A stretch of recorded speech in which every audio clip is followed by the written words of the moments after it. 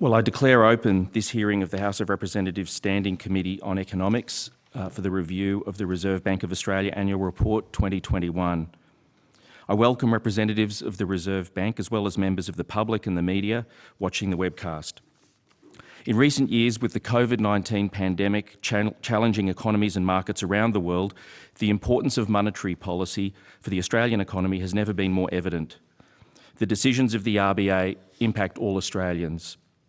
At its meeting on 6 September, the RBA board decided to increase the cash rate target by 50 basis points to 2.35% and the interest rate on exchange settlement balances by 50 basis points to 2.25%. It also committed to returning inflation to the 2 to 3% range over time. This is the first public hearing of this Economics Committee for this term, so I think it's very fitting that the RBA is the first organisation to be in front of us, and I thank the senior members of the RBA for making the time to travel down to Canberra today. In accordance with the committee's resolution of 9 August 2022, this hearing will be broadcast on the Parliament's website, and the proof and official transcripts of the proceedings will be published on the Parliament's website. Those present here today are advised that filming and recording by the media are permitted during the hearing. I remind members of the media who may be present or listening of the need to fairly and accurately report the proceedings of the committee. I welcome representatives from the Reserve Bank of Australia appearing for today's hearing. For the benefit of Hansard, could you each please state your full names and the capacity in which you appear before the committee? Philip Lowe, Governor of the Reserve Bank of Australia. Michelle Bullock, Deputy Governor. Lucy Ellis, Assistant Governor, Economic. Brad Jones, Assistant Governor, Financial System. Thanks very much. I remind you that although the committee does not require you to give evidence under oath, the hearings are legal proceedings of the Parliament and warrant the same respect as proceedings of the House. The giving of false or misleading evidence is a serious matter and may be regarded as a contempt of Parliament. Mr Lowe, I invite you to make an opening statement. Thank you, and good morning, Chair and members of the committee. Thank you very much for holding this hearing. At the Reserve Bank, we take these hearings very seriously. They're a critical part of the accountability process for the Reserve Bank of Australia, and my colleagues and I are committed to answering your questions as openly and transparently as we can. The previous hearing was held back in early February. As you would know, a lot's changed since then. I'd like to highlight 3 changes in particular. The first is the decline in unemployment, the second is the surge in inflation, and the third is the earlier and sharper than expected increase in interest rates. In February, the unemployment rate stood at 4.2%. Today, it's 3.5%. This is the lowest unemployment rate in almost 50 years. Labour force participation has also increased so that a higher share of working age Australians have a job today than ever before. And underemployment is lower too, as people who work part-time are finding it easier to get the hours they want. I wanted to start by recounting these facts because the improvement in the Australian labour market is a very significant, it's a major achievement. Australians are finding it easier to get a job than they have in a long time. Young people and women are benefiting most from this, and they have greater opportunities. Our economy and our society is stronger as a result. In contrast, the second change since February, the increase in inflation, is an unwelcome one. When the previous committee met in February, underlying inflation in Australia had just reached the midpoint of the 2 to 3% range for the first time in many years. 7 months on, we're in a very different position. Inflation has very quickly gone from being too low to being too high. Over the year to June, the headline inflation rate was 6.1%. It's expected to increase further over the months ahead and to peak around 7.75% later this year. Inflation's then expected to start declining to be back around 3% at the end of 2024. As you would know, global factors explain much of this increase in inflation.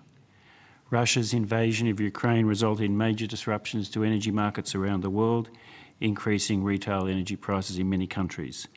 And COVID-related interruptions to global production are still rippling through global supply chains, and it's pushing prices up.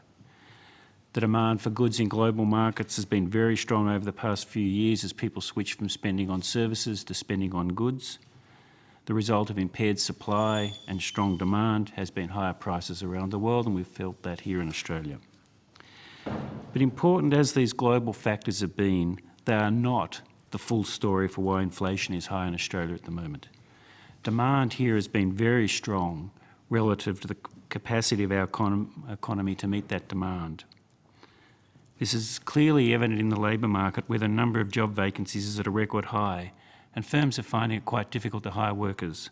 There are also capacity constraints in many sectors, including in the building of infrastructure and in the housing industry. This strong demand is in part a result of the policy approach during the pandemic. During 2020 and 2021, both fiscal and monetary policy provided very considerable economic support for households and businesses. At the RBA, we did this to provide a financial bridge to the day when the virus was contained and to provide some insurance against the possibility of very bad economic outcomes in the country. I think as we sit here in Canberra today, it can be easy to forget how dire the outlook was in 2020. There were credible predictions that the unemployment rate would reach 15%, spending in the economy was collapsing, our hospitals were expected to be overflowing, and a vaccine seemed to be years away. It was a scary time, a very scary time. In that environment, the Reserve Bank Board wanted to do what it could to help and to shore up confidence. We're also seeking to provide some economic insurance against the worst possible outcomes. In the event, vaccines were developed in record time, and our economy, with the support of monetary and fiscal policy, proved to be very resilient. We did avoid the dire outcomes that many thought likely. And today, many people are returning back to their pre-pandemic way of life, and they're spending again, including on travel and on services. And we saw further evidence of this last week in the national accounts, with the Australian economy growing by 0.9% in the June quarter and by 3.6% over the year. These are good outcomes, and they're better than those being recorded in most other economies. Given the resilience of our economy and the surge in inflation, it is understandable that some people are questioning whether or not too much support was provided by the RBA over the past 2 years. And judgments on this issue will inevitably differ. But in those dark days of the pandemic, the Reserve Bank Board judged that the bigger policy mistake would have been to do too little rather than too much. If we'd done too little and the worst had occurred, Australians would have paid a heavy price. As things turned out, thankfully, the worst was avoided. So it has been appropriate to unwind the very easy monetary conditions that were put in place during the pandemic and to address the higher inflation that's emerged so quickly. This brings me to the third change since February. That's the increase in interest rates from the extraordinarily low levels during the pandemic. Since May, the cash rate has been increased by a cumulative 2.25 percentage points, and it now stands at 2.35%. Like the rise in inflation, this increase in interest rates has come sooner and has been larger and faster than was previously expected. Previously, the RBA had forecast that the damaging effects of the pandemic on our economy would be long-lasting, and as a result, inflation would stay low. And on that basis, we had expected that interest rates would remain low for some years. I'm frequently reminded that many people interpreted our previous communication as a promise or as a commitment that interest rates would not increase until 2024. This was despite our statements on interest rates always being conditional on the state of the economy, and this conditionality often got lost in the messaging. So we're currently working through the implications of this for our future approach to forward guidance and for communication more generally. But now that inflation is as high as it is, we need to make sure that inflation returns to target in a reasonable time. A really powerful lesson from history is that low and stable inflation is a prerequisite for a strong economy and a sustained period of full employment. High inflation damages our economy. It worsens inequality and it devalues people's savings. High inflation also makes it very difficult to sustain or increase real wages, so it's a scourge. It's for these reasons that the RBA is committed to returning inflation to the 2 to 3% target range over time. Now, I know that higher interest rates are unwelcome for many people, especially those who have borrowed large sums over recent times. Higher interest rates are putting pressure on household budgets just at the time that higher petrol prices and grocery bills are also squeezing budgets. So it's a difficult and a concerning time for many people. The alternative, though, of allowing higher inflation to become entrenched would be even more difficult, and it would damage Australia's longer-term economic prospects. So the RBA will do what's necessary to make sure that the higher inflation does not become entrenched, and we are committed to returning inflation to the 2 to 3% target range. And we're seeking to do this in a way that keeps the economy on an even keel. I think it is possible to achieve this, but the path here is a narrow one, and it's clouded in uncertainty. One important source of uncertainty at the moment is the global economy, where the outlook has deteriorated.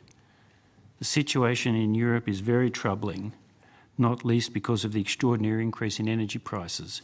And in the United States, the Federal Reserve has indicated that monetary policy will need to become restrictive to get inflation to come back down. And the Chinese economy is also facing major challenges due to the combination of COVID, a severe drought in parts of the country, and very weak conditions in the property market. I think it will be difficult for Australia to stay on the narrow path to a soft landing if there is a further material bad news on the global economy. Another factor that will determine how successfully we navigate that narrow path is how inflation expectations and the general inflation psychology evolve in Australia. To date, medium-term inflation expectations have been well anchored, and that's good news. But the general inflation psychology does appear to be shifting. It's easier for firms to put their prices up, and the public is more accepting of this. Wage growth has also picked up from the very low rates of recent years, and a further increase is expected due to the very tight labour market. Stronger wage growth is something that the RBA had been seeking for a number of years, and some pickup is very welcome. It's also important to note that to date, the stronger growth in wages has not been a factor driving inflation higher. And at the aggregate level, growth in labour costs remains consistent with inflation returning to target. That's not the case in a number of other countries, but it is the case in Australia. Looking forward now, it is important that we avoid a cycle where higher inflation leads to higher wages and inflation remaining high. This type of cycle would lead to higher interest rates, a weaker economy, and higher unemployment. Businesses too have a role in avoiding these damaging outcomes by not using the higher inflation as a cover for an increase in their profit margins. A third issue that we're watching carefully is household spending. Consumer sentiment has fallen recently, household disposable incomes under pressure from higher inflation and higher interest rates, and housing prices are declining after the earlier large gains. On the other hand, many households are benefiting from the strong labour market, including by finding jobs and getting more hours of work. And some households are also continuing to save at a higher rate than before the pandemic, and quite a few have built up large financial buffers over the past couple of years, although many other households have very limited financial buffers. In the face of these competing factors, the recent data suggests that household spending has remained resilient so far. Again, that's good news. There is, though, considerable uncertainty as to how these various factors will balance out over the months ahead, and we're watching the situation very carefully.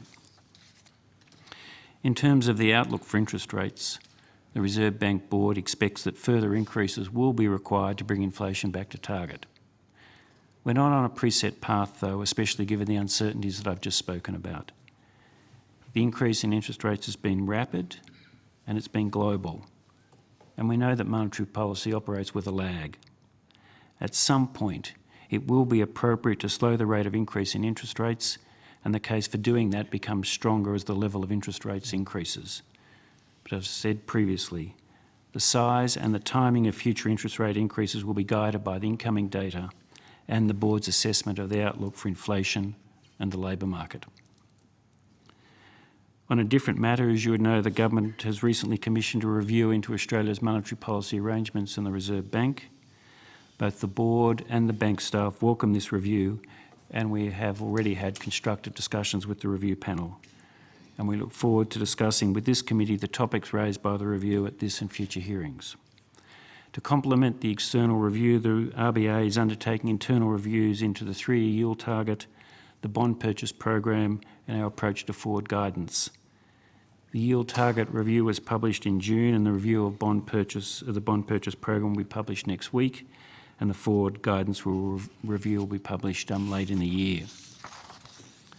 Finally, since this is the first hearing of this committee under the 47th Parliament, I'd like to draw your attention to some of the RBA's other responsibilities. We are the banker to the Commonwealth Government. We operate the official public account, and we're the government's main transactional banker, providing banking services to the ATO, Services Australia, and many government departments. Over the past couple of years, we played a really important role in making the COVID-related and flood disaster payments in real time.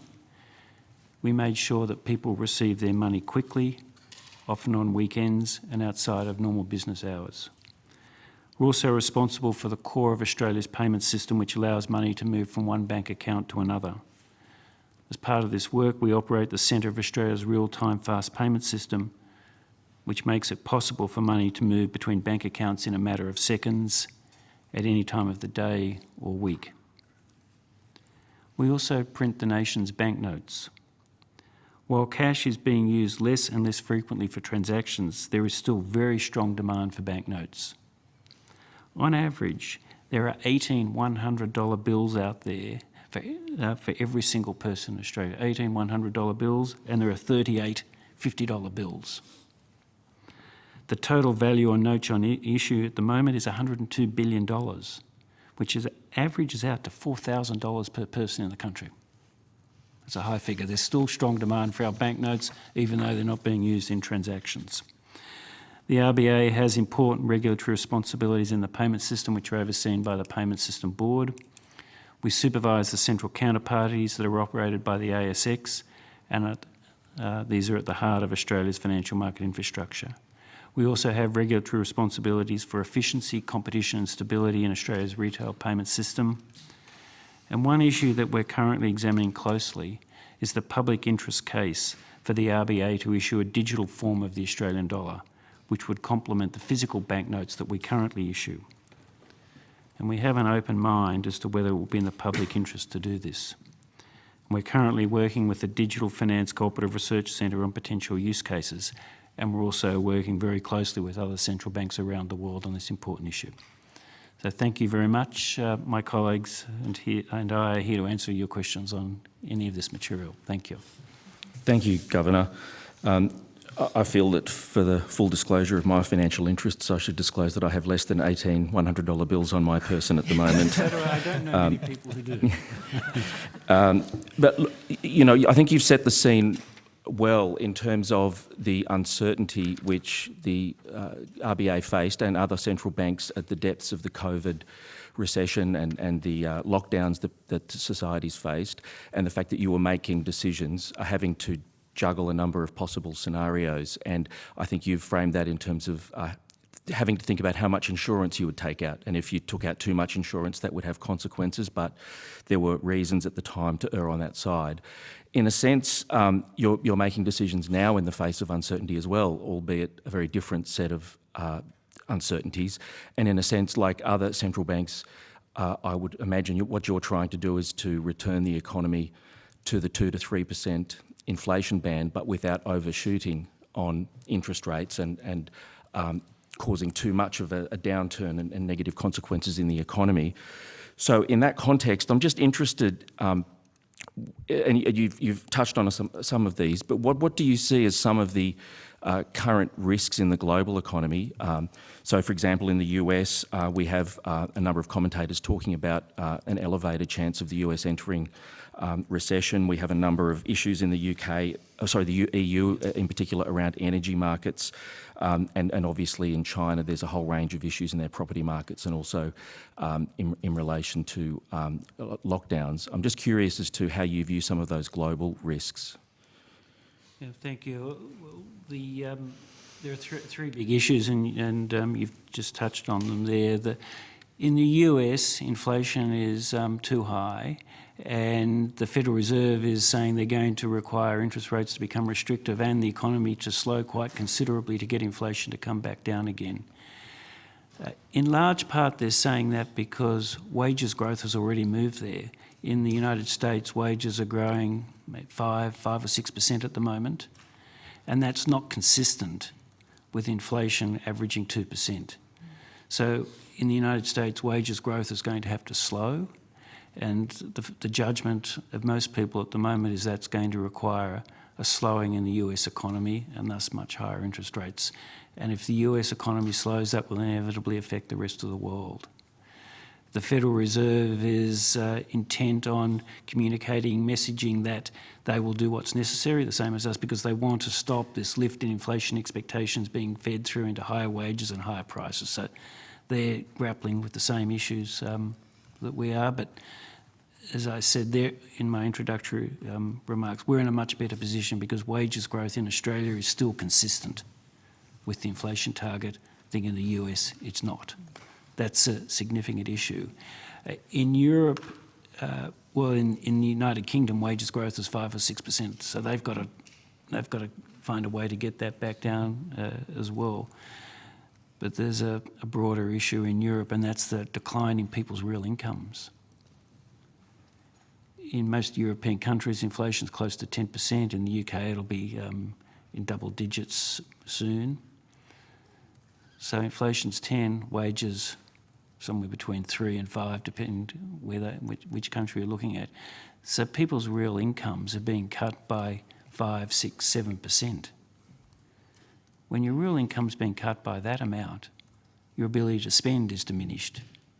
And if household spending isn't there, then firms won't want to invest. So I think the higher energy prices in Europe are really hurting household spending ability, and they're making the investment environment more uncertain. So that's a clear and pressing danger for the European economy. And in China, they're still persisting with their essentially the COVID zero policy, and they're having to have these intermediate lockdowns in cities, and that's interrupting production capability and also the incentive for Chinese citizens to spend, because you never know when another lockdown is going to come. So spending in the Chinese economy is weak. The other part of the Chinese economy that's weak at the moment is the housing sector. A number of large property developers have collapsed, and they're not currently completing projects that they'd previously committed to. And so households are unwilling to commit to buy residential property in China because they're unsure whether the developer will finish the project. So the property sector is very weak, and I know the Chinese authorities are trying to support the local governments to complete projects to give people confidence that if you buy something off the plan, it will be completed. But they're struggling to generate the confidence there. So that's a rather long answer, but the US has got significant issues. They've got to get inflation down. In Europe, the decline in real incomes for households is a very major issue, and in China, the housing market is problematic. So you put all that together, and the outlook for the global economy next year is quite weak. And if it were to weaken further from our current forecast, it'll be difficult for us to navigate this narrow path of getting inflation down while having our economy continue to grow reasonably well. Another challenge with the narrow path is that it's been observed by a number of commentators that when you increase interest rates, the impacts in the real economy can take some time to materialise. So you've now increased interest rates by 50 basis points a number of times. So how does that affect the timing and magnitude of future interest rate rises when you might still, in a sense, be waiting to see the full effects of interest rate rises that are already in the system? Yeah, well, as I said in my introductory remarks, the fact that we've raised interest rates quite a lot already increases the strength of the argument for smaller increases going forward. We were having interest rates at essentially zero. That became inappropriate because the economy was resilient, inflation was high. So we needed to move fairly quickly to get interest rates back to a more normal setting. We're closer to a normal setting now, which means that the case for large adjustments in interest rates is diminished.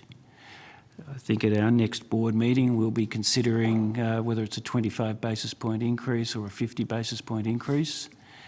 I think it's likely we'll increase rates again, and that will be the discussion we're having, and it will really come down to how we view the balance of these risks that we've been talking about, what's going on in the global economy, how price and wage setting behaviour is adjusting here, and how household spending's responding.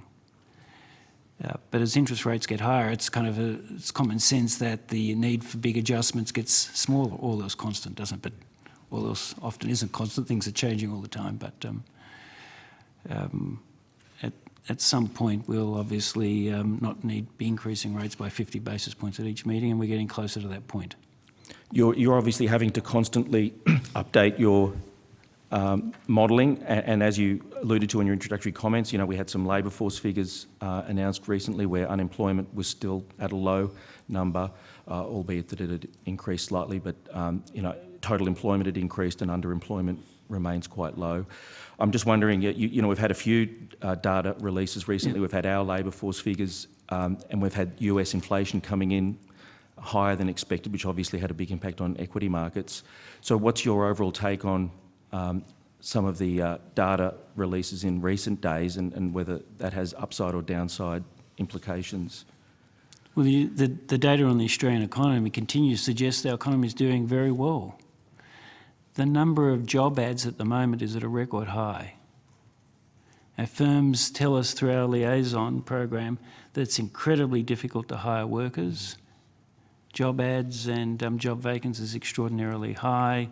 The latest data we have on retail spending was again pretty firm, and we have high frequency data from the banks and the card companies about the current growth in spending, and it continues to suggest that spending in the economy is pretty strong. So spending strong, firms want to hire workers, workers are getting jobs, and they're getting more hours.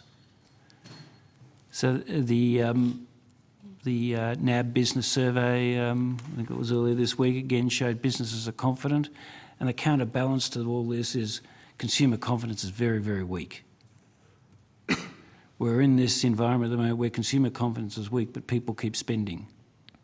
Partly it's because the saving rate's still high, so people have the ability to smooth through the weaker growth in real incomes. But it's one of the puzzles at the moment. Spending is strong, but consumer sentiment is quite weak. How long that lasts for, it's hard to know. So the last question on your overarching take on the current situation is, what's your central forecast for the likely overall impact on average housing prices across Australia? Well, we don't really have kind of forecasts of housing prices. It's so hard to forecast asset prices, isn't it? But prices went up 25% over the past 2 years. Very, very big increase. It would not surprise me, and this is not a forecast, but it would not surprise me if prices came down by a cumulative 10%. And even if they did that, they're still up 15% over 3 years. So it's hard to know, and as I said, we don't want to forecast housing prices because it's very, very difficult to do. But as interest rates rise further, and they will rise further, I'd expect more heat to come out of the housing market and prices to come down further. We've got to remember prices went up 25% in 2 years. Now, a while ago, people were complaining the housing prices were rising too quickly. So as a society, we're either complaining prices are going up or going down. I just had a couple of questions now, looking back at some of the policies that the Reserve Bank implemented over the last couple of years. So one, I just had a couple of questions around forward guidance, and you've talked in your introductory comments about the fact that, at no point did you make a guarantee in relation to where the cash rate would be. And if you look back at some of your specific comments, for example, in October 2020, we do not expect to be increasing the cash rate for at least 3 years.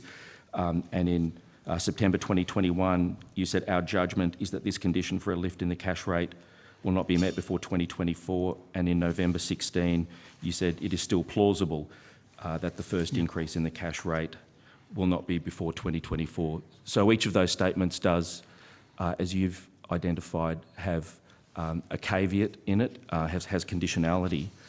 I'm just curious though, in terms of lessons learned and the way that forward guidance might be implemented in the future, it does seem as though, notwithstanding those caveats, some in both wholesale markets and in the broader community focused more on the date rather than the conditionality. I'm just wondering if, two questions. One is, if forward guidance was to be used in the future, would it be best to have a shorter horizon? And secondly, would it be best to use vaguer language, so rather than putting a specific date out there, to use language like, for some time? Yep. Well, they're very good questions, and the Reserve Bank Board's going to have a full review of the experience of the past couple of years. It's a November meeting, and I'll have more to say later in the year on how we're going to do this going forward. But perhaps I can just outline for you our general approach. We start off providing forecasts for the economy. People expect us to provide forecasts. Those forecasts always have a lot of caveats, but rightly the community expects us to put our central forecasts out there. So we do that. The next thing we do is try and explain our reaction function, how we're going to move interest rates in response to various variables. So we put forecasts out there and hopefully people understand our reaction function. And up until the pandemic, people would then draw their implications for what that meant for the timing of interest rate increases. So that's how it worked, has worked for a long period of time. During the pandemic, we put our forecast together with our reaction function to be very explicit about what we thought that meant about the timing of interest rate increases. So that was quite different. In the past, we left judgments about timing to be drawn by the market and by the community. During the pandemic, for better or worse, we took the extra step of putting the forecast together with the reaction function and making explicit statements about timing, even though they were caveated. Some people think that was a mistake, and it may well have been, but what we were trying to do there was to send a very strong message to the community that the Reserve Bank would do what was necessary to keep the economy as strong as it could be. It was it was a difficult time, and we wanted to use every instrument in our toolkit to provide support for the country. We wanted to provide insurance against the possibility of a very bad outcome. We thought that one way we could do that was to be more explicit about what our forecasts and our reaction function meant for the timing of interest rate increases. It was a unique period in our economic history, and the communication responded to that. And we wanted people to understand that we thought the pandemic was going to be damaging to our economy, but the Reserve Bank would be there with you. We would keep interest rates low for however long it was necessary to get us through this. So just on that very issue, and I think you've said that you wanted to communicate to the community very clearly. One thing that struck me is that ordinarily the running through the details of Reserve Bank statements might be something you expect bond traders would do and people in wholesale markets. It did strike me that, particularly at this time, people in the community were following very closely the statements of the Reserve Bank. So you had both wholesale markets following it, and indeed international markets, and people in the community. And since in recent times, a lot of people in the community have said that they acted in reliance upon that. So I'm just interested, how do you assess the ways in which people are relying or acting upon your statements in what you might call retail markets or in the broader community and wholesale markets, and that might be different, of course?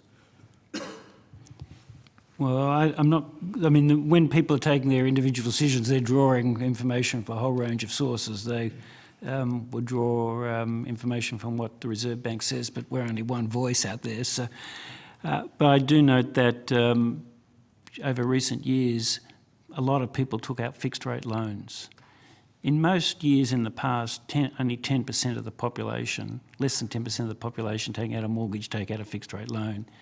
During the pandemic years, that went to almost 50%. Yeah, the flow of new loans, almost 50% of them were fixed rate loans, and people were taking out often 2 and 3 year fixed rate loans. And that was partly because of, I think, our communication, that the fixed rates for 3 years were very low because of our various policy measures. So people did respond sensibly in taking out fixed rate loans during that period. So they were prepared to go and buy property or undertake other investments because they could get fixed rate money for 3 years. We'll see the other side of that starting kind of next year when those fixed rate loans roll off. But people did, no doubt, take heed of what we said, and we wanted them to, because the community took the message that interest rates were going to stay low for a long period of time. Our underlying message was the Reserve Bank would be standing with the community to do what was necessary to support the economy. We thought that meant interest rates were going to stay low for a long period of time. That hasn't turned out to be the case, and it's because we've done well. But the message, particularly through 2020, but also into 2021, was these are difficult times. The central bank will be there to support the community, and we'll do whatever's necessary to support you. But the fact that people were, it appears, relying on it, as you say, a number of sources, but this was a key one. I mean, it does highlight the importance of the way in which statements are framed. Yeah. Sorry, can I just make one other comment in kind of response to your previous question? We drew together the forecast of the reaction function for the timing of interest rate increases. That was in a unique period in our history. We'll be much less inclined to do that in the future. But I still think it was the right thing to do in that time. Others disagree with that, but I don't think it's kind of going to be part of the regular way we're operating. And as you suggest, our language about the timing will be vaguer, as I've tried to be today. But on the other hand, people want clarity, don't they? So we're in a difficult position often because people say, well, what are interest rates going to be in a year's time? We don't know, but what we can give you is our forecast and our reaction function, and then you'll have to make your own judgments about that. Now, you've highlighted the fact that there's been some soul searching, and one of the areas where there's been soul searching is in relation to forecast misses. But as you've pointed out, you weren't alone in not correctly forecasting inflation, and I think it's well known that forecasting is difficult at the best of times, but trying to forecast turning points in particular is extremely difficult. But what have you done in light of that initial soul searching and perhaps in conversations with other forecasters to strengthen models?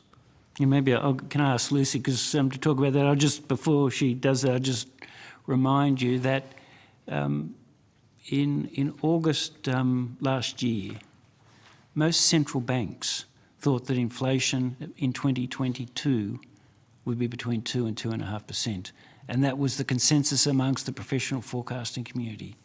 So they thought this year inflation would be 2 to 2.5, yet in almost every country in Europe it's 8, 9, 10, 11. The US it's 9, Canada it's 8. So everyone has got this wrong, and the Reserve Bank has got it wrong as well. And when we make forecast errors of this magnitude, it's incumbent upon us all to look back and ask, what could we have done differently? What do we learn about that? And we're currently going through a process, the Reserve Bank, to understand why we made such a big forecast error and how we can improve our processes. But if it's okay, Lucy could talk about that a bit. Thank you. Sure, thanks, Phil.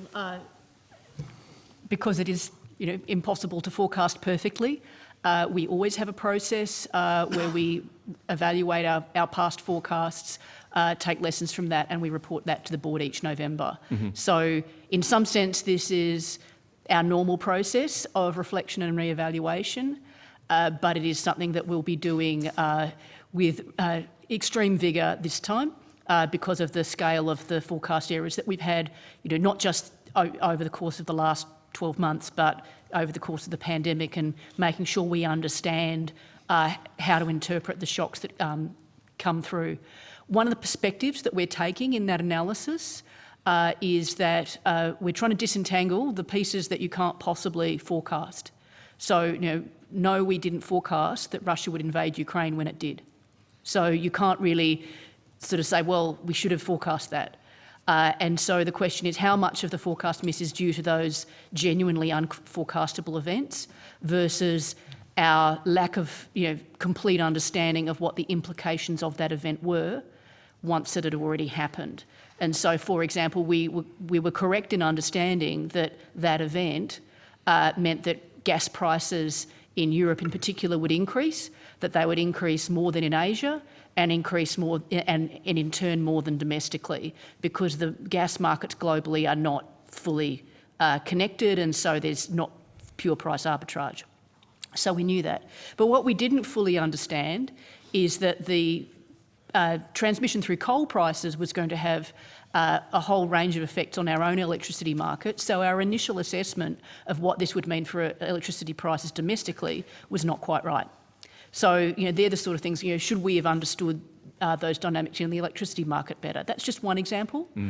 I just want to roll back to where we were in August or November forecast rounds last year. As Phil mentioned, everybody was expecting inflation to be at best in the bottom half of the 2 to 3% range, 2 to 2.5%. And you look at the range of private sector forecasters during that period, that's exactly where they were. We were right in the middle of everyone else's forecasts. If anything, we were a little more bullish on GDP in some of those forecast rounds, and people were poo-pooing us for that. So, I don't think we were any better or any worse in understanding those things. But think where we were in August. 2 of the major cities were still in lockdown. The vaccine campaign was not going particularly quickly at that point. We had genuine doubt about whether we would be sort of out of lockdown world anytime soon. So our August forecast did assume that there would be further lockdowns elsewhere in Australia at some point during 2022. That was built into our forecast, maybe not 4 to 5 months, but we assumed that there would be further restrictions elsewhere in the economy. Now that didn't happen. And of course, Omicron hadn't happened at that point. No, it didn't emerge till late November. And so, the epidemiology of what happened was not something we could forecast. So these are all things that we're looking for. The other thing we're doing is we're increasingly using new data sets. So there's been, actually some material improvements in our approach, particularly to near-term forecasting. We published a Bulletin article a couple of quarters ago about our new consumption tracker. So we're actually getting a lot better at forecasting consumption than we used to be, because we just have a lot more sources of near-term information, and that's worked out particularly well.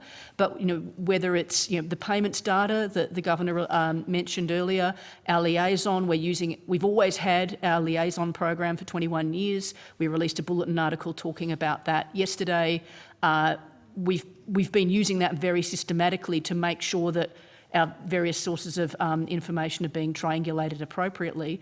But in the end, the question is, how much of this was we couldn't have predicted that Russia would invade Ukraine, we couldn't have predicted that Omicron would emerge. Those are things that you can't predict, versus here are things that we maybe could have understood better once those events had happened. And that's really the question that we're posing to ourselves, and we'll be reporting to the board in November.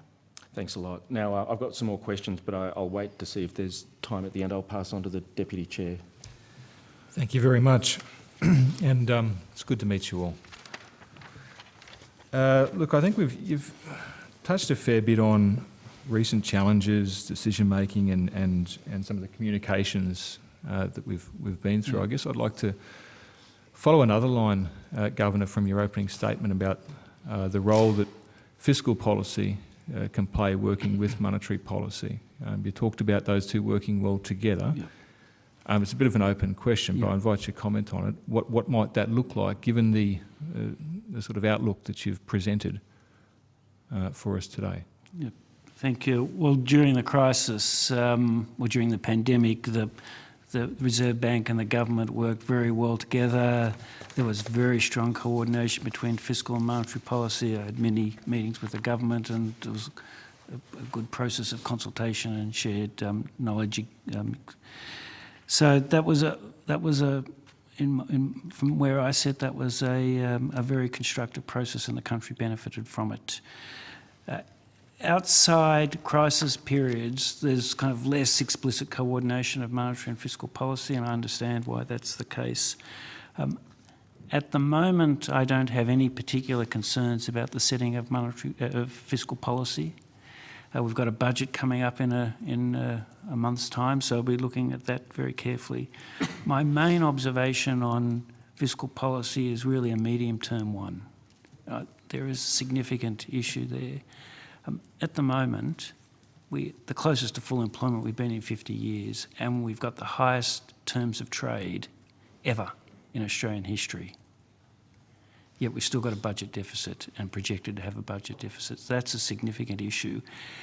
The community wants the government to provide a whole range of services, understandably. We want really high quality aged care, great education, world-class disability care, fantastic national defence, great infrastructure. So the community wants all these things from our governments. It's understandable. What we haven't worked out as a community is how to pay for it. And this is why we've kind of got these budget deficits despite full employment and the record terms of trade. We've got, at least in principle, there are three ways that you can pay for it. You can raise more taxes to pay for the things the community want. You can cut back in other areas. Both of these things are very difficult, aren't they? No one wants to pay more taxes and no one wants cutbacks in other areas. Or we can get the economy to grow more strongly so the pie's bigger, and that requires hard choices on a whole bunch of structural reform issues. Each of those are very difficult, aren't they? Taxes, cutting back, and structural reform. We have to do one of those three things, maybe all three of them, if we're going to pay for the goods and services that the community wants from our governments. So that's my medium-term fiscal issue. It's not really bearing on the current setting of monetary policy. I have no issues there, but I do worry how, as a community and a society, are we going to tackle this need to pay for the things that we want as a community, the government, to deliver for us. The best option here is to do structural reform, to have a bigger pie, so there are more resources to pay for aged care, disability care, great education and defence. But that requires both governments and businesses to do things that are difficult. Sorry, that's the end of my comments on fiscal policy, but at the moment I have no particular concerns, and we're waiting for the budget next month. Would there be, and forgive me for teasing further, but would there be things you'd be looking for that would potentially put at risk the successful deployment of the monetary policy that you're looking for? Well, you've raised those three areas that you'd expect us to be working into. If we weren't addressing those areas, would that potentially prolong the period by which we'd have to deploy higher rates? So we're talking really hypotheticals here. There's clearly a kind of a setting of fiscal policy that would put more pressure on us to push up interest rates if we had kind of another significant fiscal expansion at a time when the economy is doing well and businesses can't find workers, then that would have put upward pressure on interest rates. But that's not my expectation, and it'll be in the budget, but we'll wait and see. My focus really here, not as just a central bank governor, but as an Australian, is how we pay for these things, because we can't pay for these things on the national credit card. We shouldn't be. There are better ways of doing it, and whether this budget's the time to start that process or there'll be another budget in May, I understand. But I would hope during this term of Parliament that you could start addressing probably each of those three things to pay for the services that our community want. So I guess a tightening of settings would be expected from your side? Tightening. I don't really have particular kind of expectations about what will be in the budget. I think, as we all know, the community is suffering cost of living pressures, and there's pressure on the government to aid people with that. That's understandable. How far the government goes in that direction, I don't know. But I'm not concerned that there's going to be some change in fiscal policy in the near term that's going to make our job more difficult. Can I just, addressing the issues paper, one thing I'm interested in is I guess the theme of holding board members accountable to their individual votes. Yep. In general terms, is there, what would be your view on the impact of that? Are there, positives and negatives to it? Is what else can we see through just that headline? Yeah, well, there are positives and negatives, and in many countries, the board members or the people making decisions about interest rates, their individual votes are recorded. Our board is unusual in the fact that it comprises largely outside people. Michelle and I are both board members, but the other 7 board members do not sit inside the central bank. In most other countries, the people taking decisions about interest rates live in the central bank or spend most of their time in the central bank, and they're expected to be individually accountable for their votes. I think the structure of our board has led us to a different situation where the board members, 7 of them, don't spend their life in the central bank. I think that's good that they don't, because I think that brings a diversity to kind of the decision-making process that you don't get if everyone making the decision lives inside the central bank. But the board has decided that it doesn't want to record individual votes, and that myself as the governor and the spokesman on monetary policy. Historically, that was partly because there was a sense that the board members, if they had individual votes recorded, would be subject to kind of more lobbying and kind of, if they represented or were seen to represent certain classes in the community, there'd be lobbying, and they weren't. This is very clear. They do not see themselves as representing certain segments of the society. They're there to represent the 26 million people who live here. And the judgment has been to date that by not recording individual votes, it's easier to take the perspective of the 26 million people rather than being associated with some particular group. None of that is to say that a regime in which individual votes are recorded wouldn't work. It works in some countries, and if my board decided that's what they wanted to do, I'd be perfectly relaxed with that. So there are pluses and minors here, and there's not one system that's better than another, really. Just on, I guess, confidence and communications, and I note your search for nuance in communications, and I wish you good luck in that. I think everyone here would like to find that magic elixir. But with regard to where interest rates have been in recent times, and we're seeing the rate rises now, what's a reasonable view? Will they be returning to these sort of periods? Should people have that expectation? It seems there's a strong pushback against interest rates rising, but realistically, where are they rising to? Is this more of a normalised setting? Can we expect them? Should people be expecting them to be returning lower? Well, I hope they don't return lower, because that would mean the economy's weak. It's a good question, but it's a difficult one. But I think what I can say is the midpoint of our inflation target at the moment is 2.5%. So if inflation averages over the next 10 years 2.5%, you would expect that the cash rate at average is at least 2.5% as well. If it didn't, then on average you'd have a negative real rate, and the risk-free rate wouldn't be compensating people for inflation. That would only happen if productivity growth was weak and the economy was weak. So the interest rate should at least average the midpoint of the inflation target. I suspect it should average higher than that, because if there's productivity growth in the economy, that should lead to a higher real interest rate. If we can generate 1% labour productivity growth, which I hope we can, then you would expect the average interest rates over long periods of time to be equal to the inflation rate plus the rate of growth of productivity. So that would be kind of averaging an interest rate of 3% possible. And we would see movements around that with the economic cycle. And we would only see rates come back down to close to zero if we had a sharp downturn again. But I think we'll cycle around some number between 2.5 and 3.5. It's hard to be specific. And we'll cycle up and down that with the economic cycle.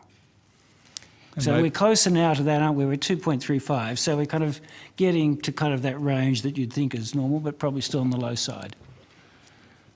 And maybe this is a follow-on, but your comments in your opening address there around the 2020, a dire outlook ahead? How would you describe our outlook now? I would say uncertain, but still positive.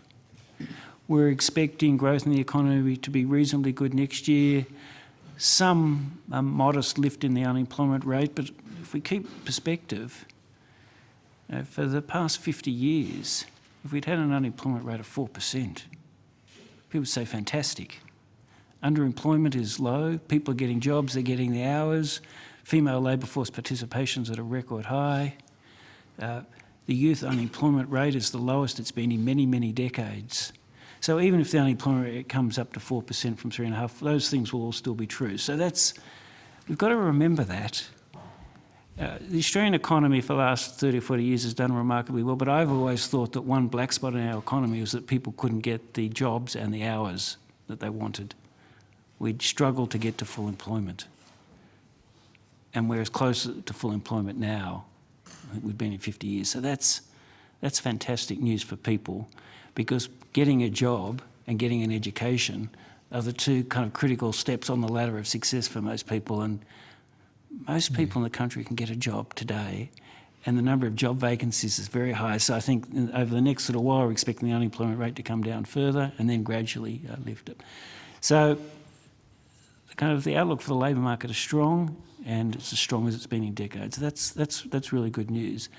The uncertainties really largely become from the global economy, which we've talked about those. And the other thing that I had been concerned about was the possibility of the inflation psychology shifting. Mm-hmm. That this period of higher inflation we're having, when inflation is going to go to 7% plus later in the year, that the view would take hold that wages need to be fully compensated for that. If that were to happen, as I said, we'll have a very difficult time. I don't think it's going to happen, and at the moment, wages are not driving inflation, and the aggregate growth of wages is consistent with inflation returning to target. But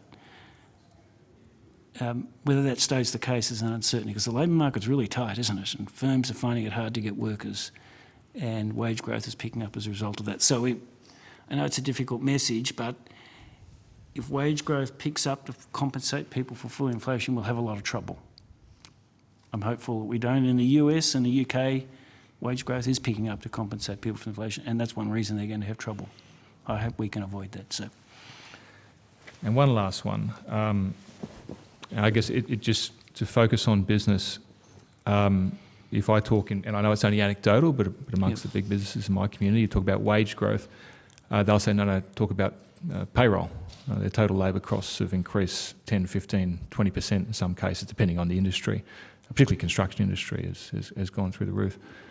And at a tangible level for them, whether it's wages or money going out otherwise, it's still an increased cost that they've felt.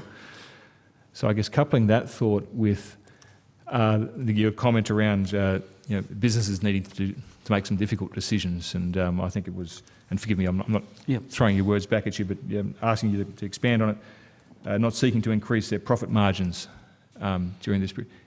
Is that a realistic expectation on business? And given those increased costs that they are already feeling, although be it not through wages but through payroll. Yep. I mean, inflation can come from, in very broad terms, can come from three sources. It can come from higher input costs, and we've seen that with kind of higher electricity prices and raw material costs. So it can come from higher input costs, and it can come from higher wages, and it can also come from higher margins. To date, it's largely from higher input costs. Some pick up in wages, but that's not driving inflation. And I think in some industries there has been an increase in margins. In a way, it's not surprising when the demand for goods has been so strong over recent years that firms don't discount as much. When the supermarkets were kind of having to close because people couldn't get so much demand, and you're not going to discount. So discounting, I think, in retailing has diminished, and discounting in a number of industries has diminished as many firms say to me they want more workers, they don't want more customers at the moment. And when that's your mindset, you're going to push your margins up, aren't you? It would be kind of be strange if you didn't. So that process shouldn't go too far.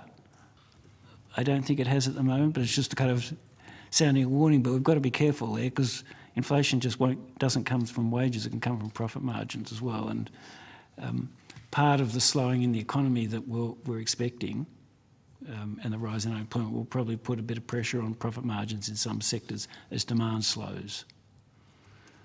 So I'm not saying there's kind of gouging at the moment, but we've got to make sure that super high profit margins don't become a source of inflation. I don't think so, but I think it's going to happen, but it's possible. Are you relying upon a change in that in your... Well, I think for inflation to come down and to kind of navigate this narrow path, we're relying on wage growth not picking up too much more, which is a difficult message, and relying on profit margins not rising further, in fact, coming back a little bit in some industries as demand stabilises. So we're relying on both those things. And that's really why I'm calling them out in my introductory statement, because they're the two things we need. We need to see those two things. I know it's not a comfortable message for people that we're going to have a decline in real wages this year. It's tough. When interest rates are rising and real wages are declining, it's pretty tough, isn't it? But next year, if our forecasts come to pass, inflation will be a bit above 4%, and the broadest measure of growth in wages, which is from the National Accounts average earnings per hour worked, will be close to 5%. So next year we're expecting real wages to be positive and the following year to be even more positive. So this year it's negative. Our wage growth is much less than the inflation rate, and that's really tough for people. But if we hold together on these two things we've just been talking about, growth in aggregate wages and profit margins, then next year we can look forward to growth in real wages again. The alternative is for people to get full compensation for inflation this year in terms of what do you think inflation will be next year? If inflation's 7 this year, wages are 7 to compensate people, what's inflation going to be next year? High. And if you need wage compensation for that again, what's it going to be the year after? High. And we will respond to that prospect with much higher interest rates and a marked downturn. So I know it's difficult, but I think it's having a decline in real wages this year, but it's better than the alternative. And next year, real wages can be positive again. Thank you. I may not share your confidence on that profit reduction, but thank you very much. I don't know how confident I am. I'm just raising it as an issue. Just one final comment here. Some slowing in growth in aggregate demand will put downward pressure on profit margins, won't it? Because there'll be more discounting. And so that's partly how higher interest rates work. It's not just affecting wages, it's affecting the amount of discounting that occurs in the business sector and the profit margins. Because if, as many businesses people tell me at the moment, they want more workers, they don't want more customers. So you're going to put your prices up, aren't you, in that? It'd be crazy not to. So we've got to get recalibrated to kind of where at least some businesses again saying, I'd like some more customers and perhaps I'm going to discount to get them. Thanks, Deputy Chair. So I'll hand over now to Dr. Charlton. Thank you, Chair. You noted that interest rates have increased substantially recently, and you also said that as a result of those substantial increases, interest rates would be going higher, but potentially at a slower rate. I think your words were that we're getting closer to normal settings. And in response to a question from the Deputy Chair, you gave a view on what those normal settings might be in nominal terms. My question to you is, when you think about those normal settings, do you think about rates in nominal terms or in real terms? We start off from thinking about the neutral real rate. And so that's in real terms. But we set a nominal rate, don't we? So we have to translate the real rate into a nominal rate, and the way we do that is adding on a measure of expected inflation. And I expect that over time we'll hit the inflation target of 2.5%. So we translate the concept of a real rate into a nominal rate by adding on 2.5%. The neutral real rate is subject to a huge amount of uncertainty, and next month I think Lucy's going to give a speech outlining all the various models we use to come up with our estimates. But my reading of the evidence is that it's likely that the neutral real rate is at least positive. It'd be kind of pretty sad state of the world if the neutral real rate was negative. It's possible because of demographics and other things, but I think it's unlikely. So if you start from that saying that the neutral real rate is at least 0, add 2.5%, it says kind of the normal level of the nominal rate's 2.5%. As I said in response to the Deputy Chair's questions, I hope it's higher than that because I'm optimistic about productivity growth. Thank you. And if, as you say, that a neutral real rate is positive, what does that mean the real rate is today? Well, it's still negative because the nominal cash rate's 2.35 and well, inflation this year is likely to be 7, and expected inflation over the next couple of years is higher than 2.5%. But long-term inflation expectations are still anchored at 2.5%. So if you use a measure of longer-term inflation expectations, it's only very marginally negative. And this is one of the reasons why we think we need to go further. 2.35, I think the rate is still too low.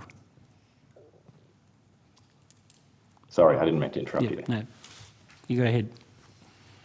So in terms, if I'm understanding you correctly, that means that today the real rate is, I think he said something like 6% inflation today, forecasted to rise up to 7%, and the current so that would mean we're about 400 basis points. Am I doing the math right? Well, that's you take the nominal rate minus inflation expectations. So it depends which measure of inflation expectations you want to use. If you use the expect inflation over the next year, well, we're expecting inflation to be 4% in 2023. So. My question is about today's real rate. Yeah, today. So, you're right. You're right. You know, if you. So today's real rate is like minus 4%. Yeah, if you 2.35 minus 7. Yep, you're getting that'd be more than yeah, that's right. So, but I wouldn't draw the conclusion that you have to get kind of rates up to 7% to get to a neutral kind of nominal rate, because inflation expectations over the medium term are much lower than that. So, I wouldn't draw that conclusion from that math. Sure. I guess my question is, when you said earlier that we're getting close to a normal setting, and real rates today are something lower than minus 4%, that feels like quite a long way away from what you described as the neutral real rate of something positive.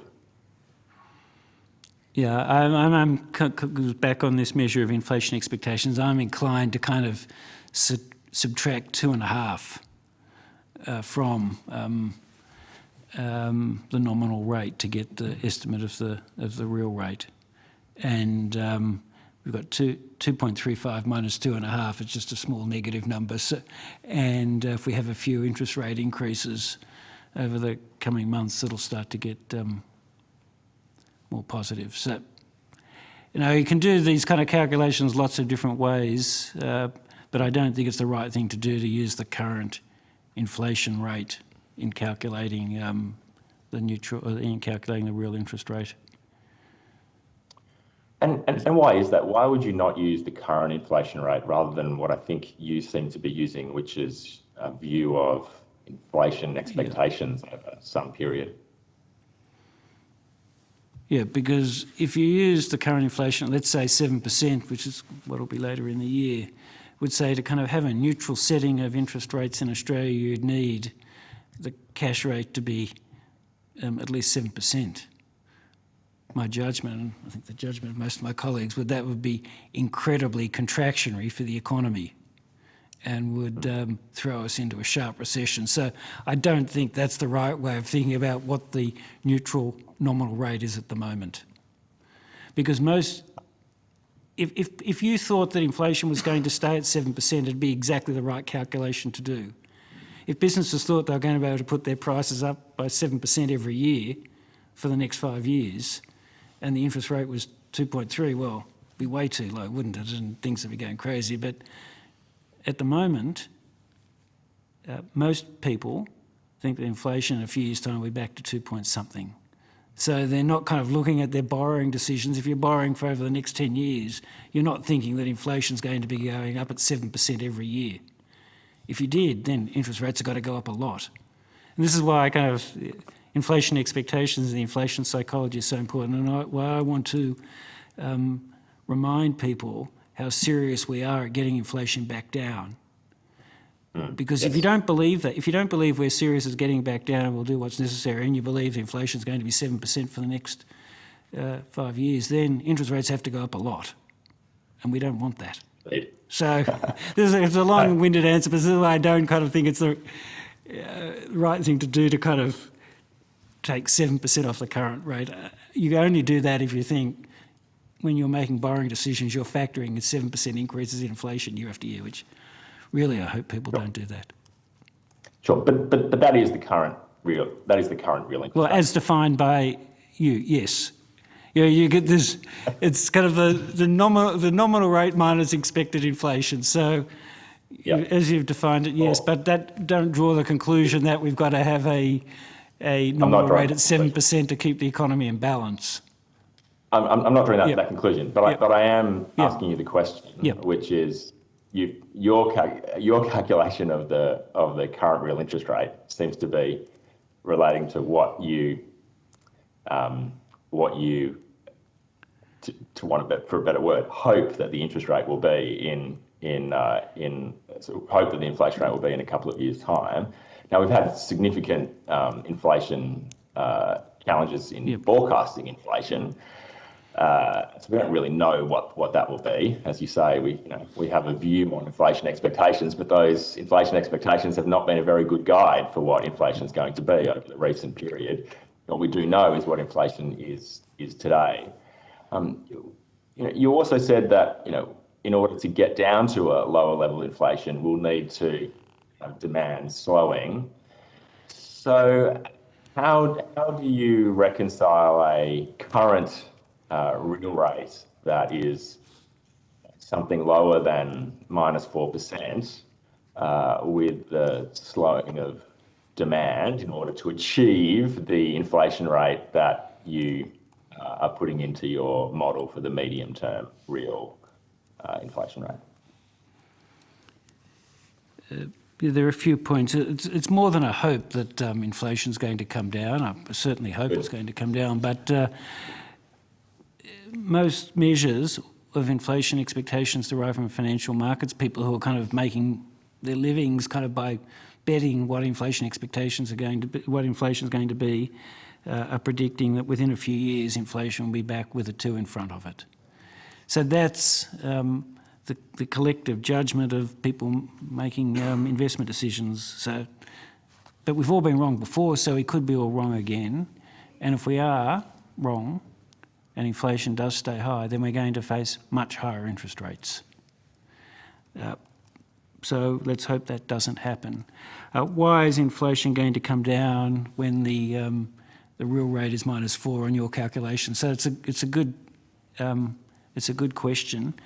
There are a number of factors. First is that most people don't think inflation is going to stay at 7%, so they're not factoring that into the decision-making process. They're factoring in increases of 2 or 3%.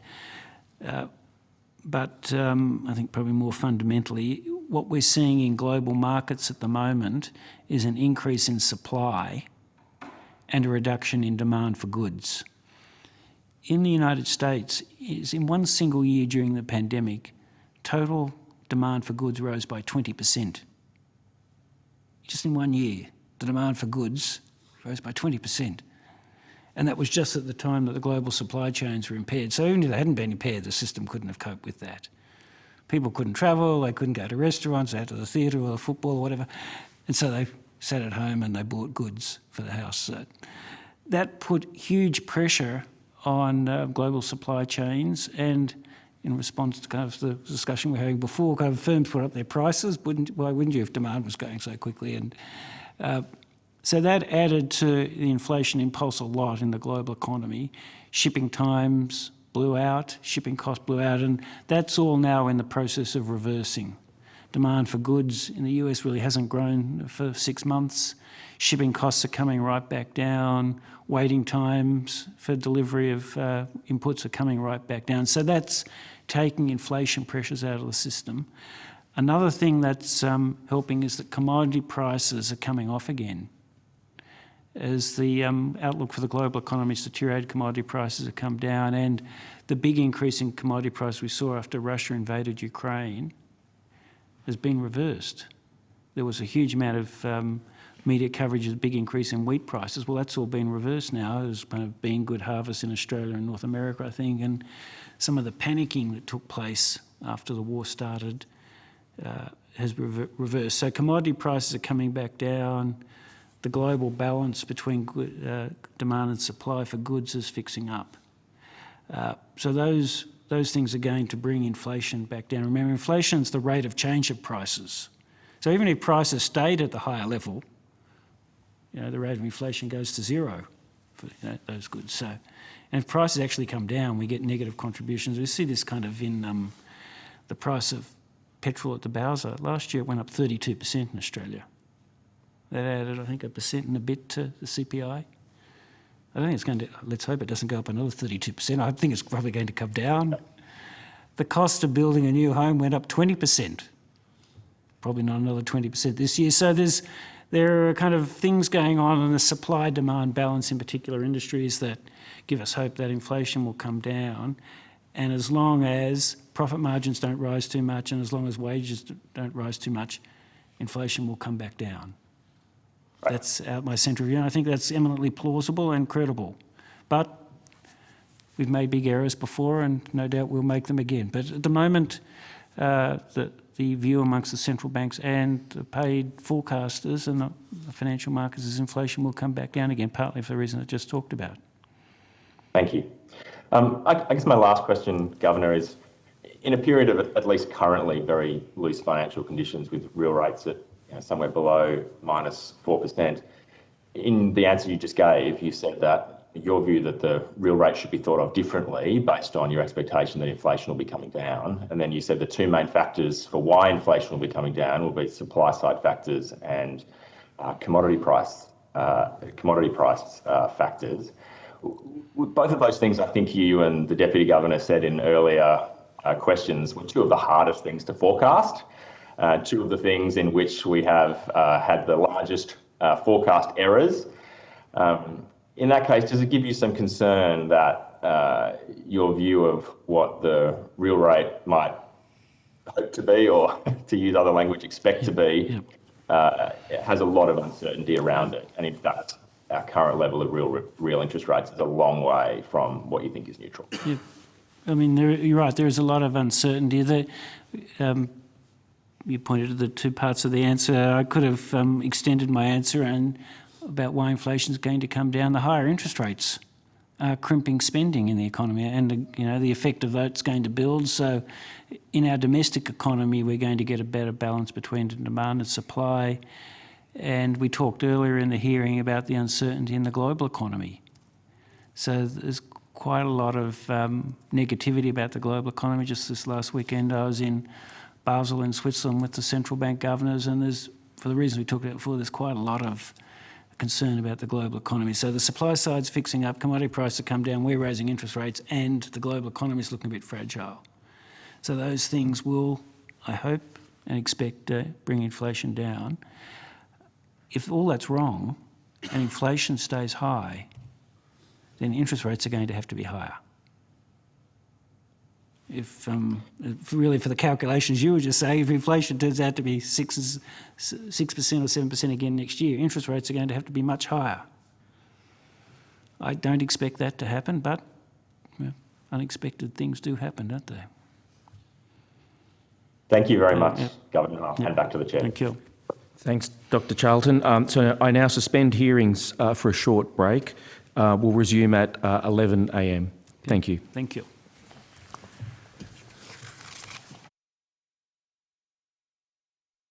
I now resume the hearings and hand over to Ms. Spender. Thank you very much. Thank you for your comments to date. You raised, I think, a really interesting challenge that we face right now, in the sense that we have, as you say, full employment, record terms of trade, and a structural deficit, and the opportunities that we have in terms of how we have to address that over longer term. I'm really interested in your thoughts on some of those key structural reforms that you think we should be considering in this space to drive productivity. It's a good question. It's not really kind of my core area of competence, but I'd note that the Productivity Commission now is doing their 5-yearly review. The last one they did was called Shifting the Dial, and I think it was back in 2017, and it had a lot of very good suggestions about the way we design our cities, the way that public services are provided by the government. So that report had a lot of good ideas. Not all have been implemented. But the list of areas where reform is needed, I think, is long. And I've got a few notes here, but these are points that others have made. That taxation system, the combination of taxes on land, income, consumption, natural resources and savings. Anyone who looks at that doesn't say we've got the optimal system. In fact, they say we're a long way from optimal on most of those areas. So that's an issue for the Parliament that's very difficult. The way we select and price infrastructure, there are improvement opportunities there. The way we train our workers, our people who work in Australia, the accumulation of human capital, starting at preschool and then going right through to university. The way we regulate the energy system, we probably haven't nailed that. The complexity of the regulatory system and the rewards we establish for innovation. The way we train our people to use data and protect data and to take advantage of data. So these are all areas where Australia has huge opportunities. I think if we put our collective shoulders to the wheel, then we can do this. But it requires both reform from government and businesses. It's not just government to do it, as businesses have to step up in each of these areas as well. So there are plenty of reports that give us good suggestions here. As I said to kind of committees previously, the issue isn't knowing what to do, it's actually developing the political and other capability to do it. Okay. Thank you. Professor Warwick McKibben has argued that climate change impacts are likely to lead to a more frequent and more severe negative supply shocks. And is that your view? And slightly more broadly, how is the RBA considering how it addresses climate change from a monetary policy point of view? Yep, thank you. Well, I agree with Professor McKibben's observation that we are going to see more supply shocks because of climate, and we'll have to factor that into our decision making. We're spending a lot of time on climate-related issues, not just because they affect the economy, but also the financial system. The energy transition is a huge opportunity for Australia and could reshape our exports.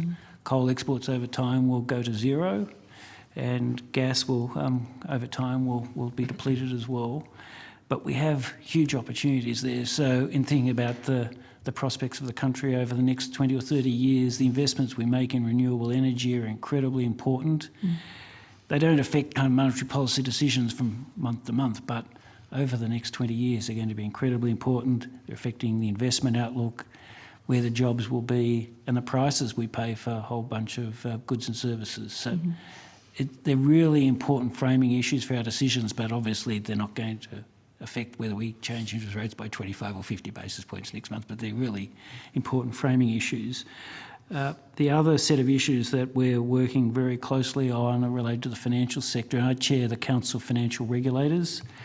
There are two major pieces of work going on there. The first is the climate risk vulnerability assessment, so asking the banks to do these exercises to see how well they're prepared and managing climate risks. The other, which is work that really ASIC is leading, is disclosure. Because the allocation of capital is critically important to solving many of these risks, and for the capital markets to work well, people need information. They need to understand what your risks are, how you manage them, and what the opportunities are. And there's a global effort here to improve the quality and comprehensiveness and consistency of disclosure.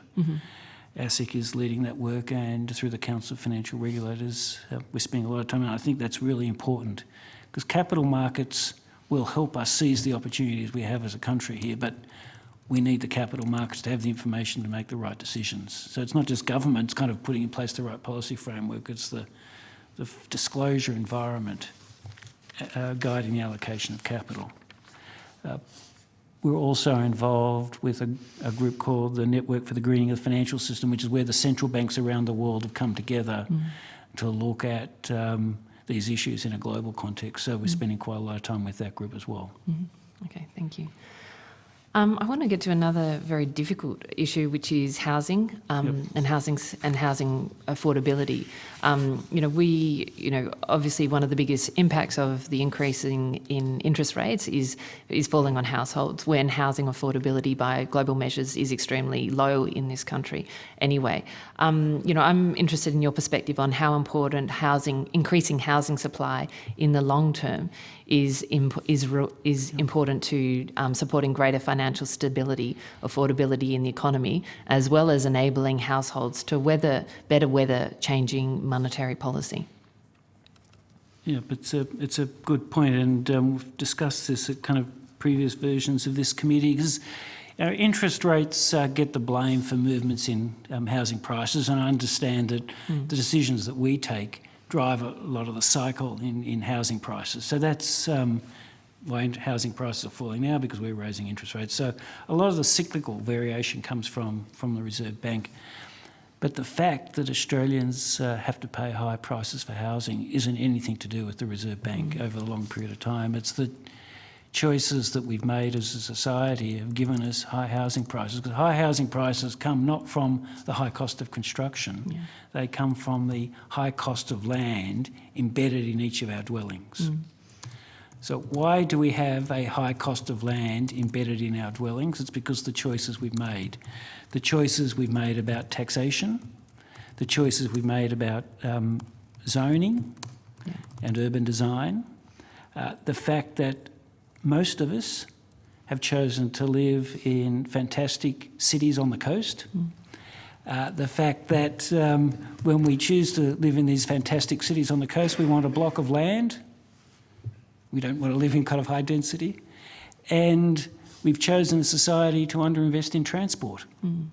So all those things have either reduced the supply of well-located land, or increase the demand for well-located land. So we have high land prices embedded, which give us high housing prices. And interest rates have influenced the cycle, but not structurally. We see kind of in country, the US is a good example. Parts of the US, interest rates have been lower than they were here, but housing prices are much lower because as a society, they've made different choices about where they live, the investment in transport and the taxation. So it's the choices we've made as a people that have given us high housing prices, even though the interest rates influence the cycle. But and the central bank can't do anything about that. As an individual, but as a central bank government, I think it would be better if we make different choices to give a lower average level of housing prices. That would give people more opportunity, and people would need to borrow less. I think the other choice we've made as a society is to make mortgage finance freely available.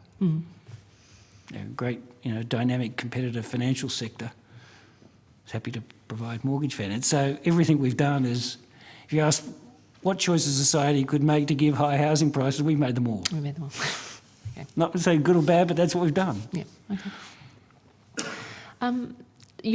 One of the RBA's mandates is to deliver full employment.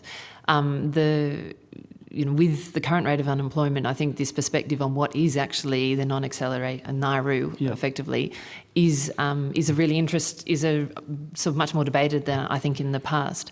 I'd love to understand from your point of view, how are you starting to think about NAIRU, the non-accelerating inflation rate of unemployment, and how do you start to evaluate your future models in relation to that now? Yeah, it's a good question. It's a hard one as well, because not so long ago people were saying, well, if we get the unemployment rate in Australia down to 5, That would be a Yep. great outcome. And I had been hopeful that we could do better than that, and I was hopeful we could get it down to 4. I thought, gee, if we could get the unemployment rate to 4, that would be a fantastic outcome. Here we are at 3.5. I'm doubtful that whether we can sustain 3.5 because the feedback we're getting from Business through the Liaison Program at 3.5% unemployment is just way, way too hard to find workers. But you never know. I don't know, Lucy, has your staff been doing kind of Yes. modelling and, Yes, we has it- have. I mean, I think one of the challenges, the Governor's absolutely right. We've been thinking something in the low 4s. I think I said at the last meeting of the previous version of this committee, something in the high 3s to low 4s was our current best assessment, and we used something at the upper end of that range as the sort of the notional NAIRU in our most recent round of forecasts. Unfortunately, the standard academic models of how to, estimate the NAIRU, because you do have to infer it from data. You can't just it's not there, to be seen directly. Because unfortunately those models, they look at the pandemic period and they'd tell you that the NAIRU was going up at the moment. Now I don't believe that for a minute. I do not think that the actual evidence on wages growth tells you that the NAIRU is, back above 5. But, these models, they look at inflation and wages growth and unemployment all together. And, so there's also an assumption, you also have to infer inflation expectations from the various, partial indicators of that. And that, those standard models are very much on the assumption that everything's driven by demand. They don't deal with supply shocks, and they've certainly never seen a lockdown before. And so those models would spit out a much higher number. So one of the active pieces of work that the team are working on is, how do you actually sort of manage a NAIRU estimate when there's been a pandemic and you've had these big supply shocks? So, I mean, we have had to just apply some better judgment, in the most recent forecast rounds, but I think it's an active area of research. I think, and then I'll come to my final question. I think I'm almost out of time, but it's just more about the lags. You mentioned in your opening remarks that one of the issues that we face is the lags to, the impact of the rate rises, particularly in relation to people who have fixed rates mortgages. How do you account for the potential lags in feeling these changes, and what are some of the lessons we can learn from the past in terms of how those lags have played out that we should bear right now? Yeah, but the evidence that we have from the past is that when we change interest rates, the maximum effect on economic activity is roughly 18 months to 2 years afterwards, and then it takes a while for that to feed through to inflation. So there's a kind of maybe a 2-year lag before we see the maximum effect of that, and that's understandable because when you think about the transmission mechanisms of monetary policy, one's the exchange rate. So the exchange rate changes, and then it takes time for firms to change their investment and sourcing decisions, and then another is through changes in housing price we've talked about before, and that affects spending, but it takes time for people to do that. And then once people change their spending, then it takes time for firms to adjust their investment plans. So by the time you go through all these layers, they're quite long effects, and we're very conscious of that. So we have to forecast. This is one of the reasons we have to forecast. During the early stages of the pandemic, we said we were going to base our monetary policy on actual inflation, because we'd had a period where we were undershooting the inflation target, and it was, our forecasts had not been that good, and we had to focus very much on actual outcomes. Now that actual outcomes have moved so much, we're moving back into a world where we've got to rely more on our forecasts. And in forecasting, we factor in these 18 months to 2-year lags. The other consideration in kind of setting policy is not just understanding the lags, but think about the level of interest rates. And really in response to Andrew's questions before about, is the level of interest rates roughly expansionary or contractionary or neutral? And so put together the assessment, their level, it's getting close to normal, probably still a bit low, and the lags. So it's difficult because the lags changes through time as well. We know that the fact that households have built up all these buffers some people argue allows households to smooth through interest rate increases in a way that they mightn't have done in the past. Because in the last 2 years, in aggregate, households saved an extra $250 billion over and above what they would have normally done in a GDP. $250 billion, that's a lot of money. It's not evenly distributed.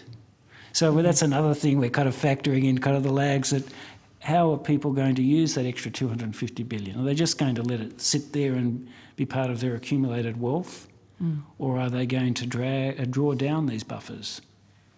So this is why there's so much uncertainty at the moment, because there's a lot of moving pieces and it's pretty tough. Okay. Thank you. Thanks very much. I'll hand over now to Ms Lawrence. Thank you. I've heard very clearly that you have the will and the resolve to restore price stability. Do you feel you have the tools to do so? I do think we do have the tools, and interest rates are a blunt tool, but they're a powerful one. Thank you. And I hope we don't have to use it too much, but I think we do have the tool to get inflation back down again, and we will use that tool to the extent we need to. Thank you. And so I guess leading a little further on from the questions that Ms Spender did ask you around that cumulative impact of the interest rate rises that you've just now done already, what sort of analysis are you doing in case there is a more severe response from consumers than expected? A more severe response, you mean that people cut back spending a lot? Then if that were to happen, then the profile of interest rates is obviously lower, because one of the kind of the critical factors driving the economy is consumer spending. And at the moment, the card data, the payments data we have, and the retail data in our liaison all suggest that people are continuing to spend. Many people are kind of downgrading. They kind of maybe going for a cheaper cut of meat or something, but they're still spending. If it turns out that the big decline in consumer sentiment ends up weighing on spending by more than we think, then that will have implications for the path of interest rates. So is that the main indicator that you're using to track consumer impact, is around their credit card usage, the discretionary and non-discretionary we've got spending? a whole, as Lucy talked about before, we've one of the benefits of the improvements in kind of data and kind of collection is that we've got access to a lot more data on card spending, retail sales. We talk to the retailers all the time. We track mobility at shopping centres, or we've got a whole bunch of things that we can now look at that in previous years we wouldn't have been able to do. So I feel like we've got a better read now on what's going on at any given point in time than we used to. But so how then, when we consider back in February, you talked about the need to be patient. Yep. But now we've seen 5 successive rate rises. You've talked quite assertively that there will be further ones. How are you allowing time, though, to assess that cumulative impact? Yeah, in February, on underlying inflation, we just got to the midpoint of the inflation band for the first time in 7 years. We'd had underlying inflation below the midpoint of the target band for 7 years. So in February, inflation was still pretty low.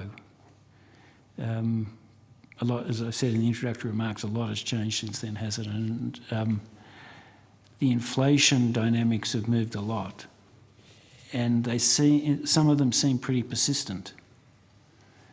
Others will fall away, and so we're just having to factor in the things that will fall away, the lower commodity prices and the improvements in the global supply chains will help, but.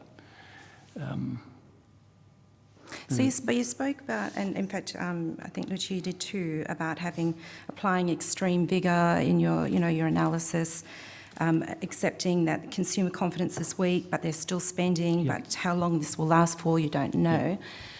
And yet, in the next breath, you talk about you will increase rates. The question is by how much. So why isn't taking no action a consideration until you have had time to assess the impact of the lags of the 5 rate rises you've imposed already? Yeah. We've been talking about the consumer side. On the business side, business confidence is above average. When you ask businesses how things at the moment, they're saying very, very good, and they're hiring people. at record rates. So it's not just a tale of negativity on the consumer side. It's the business side of the economy. Businesses are saying, at least in aggregate, things are very good. In fact, many of them are saying that they're too hot because we can't get the workers. It's an unusual situation where business people tell us we don't really want more customers at the moment. But in a global So- context where everybody is taking the same action of Yep. raising rates, is taking no action not a strategy in itself? Well, and if it's it a- is, have you given consideration to we that? have, but it's a risk management exercise, isn't it? Because if we took no action and say interest rates didn't go any further or we hadn't moved last month, there would be a high probability that the community would think that we're not serious about getting inflation under control, that inflation expectations would adjust, that people would think, well, the Reserve Bank isn't really serious about this, so I better factor in higher inflation into my in ongoing But what about all the decision-making. other factors that the households are looking at, such as the subsidy coming off the fuel price at the end of the month, for example? Obviously, that'll have a flow-through impact. The high level of household debt ratio that people are experiencing. My seat of Hasluck, for example, I have 55% of mortgage holders, young families starting out. And 18% renters, so 70% of my electorate are directly impacted by the actions that the RBA take. But in the context of direct action that's happening elsewhere in the economy, if I appreciate you talking about, a lot of mortgage holders have buffers and so on, but I think the CBA is suggesting 36% actually don't, and that if you do enact further rate rises between now and Christmas, I think the numbers are quite extraordinary, that some 40%. It could be an increase of 40% on repayments for some third of mortgage holders, which is an awful lot in my electorate, of their repayments. So an increase of 40% on their repayments by the end of the year.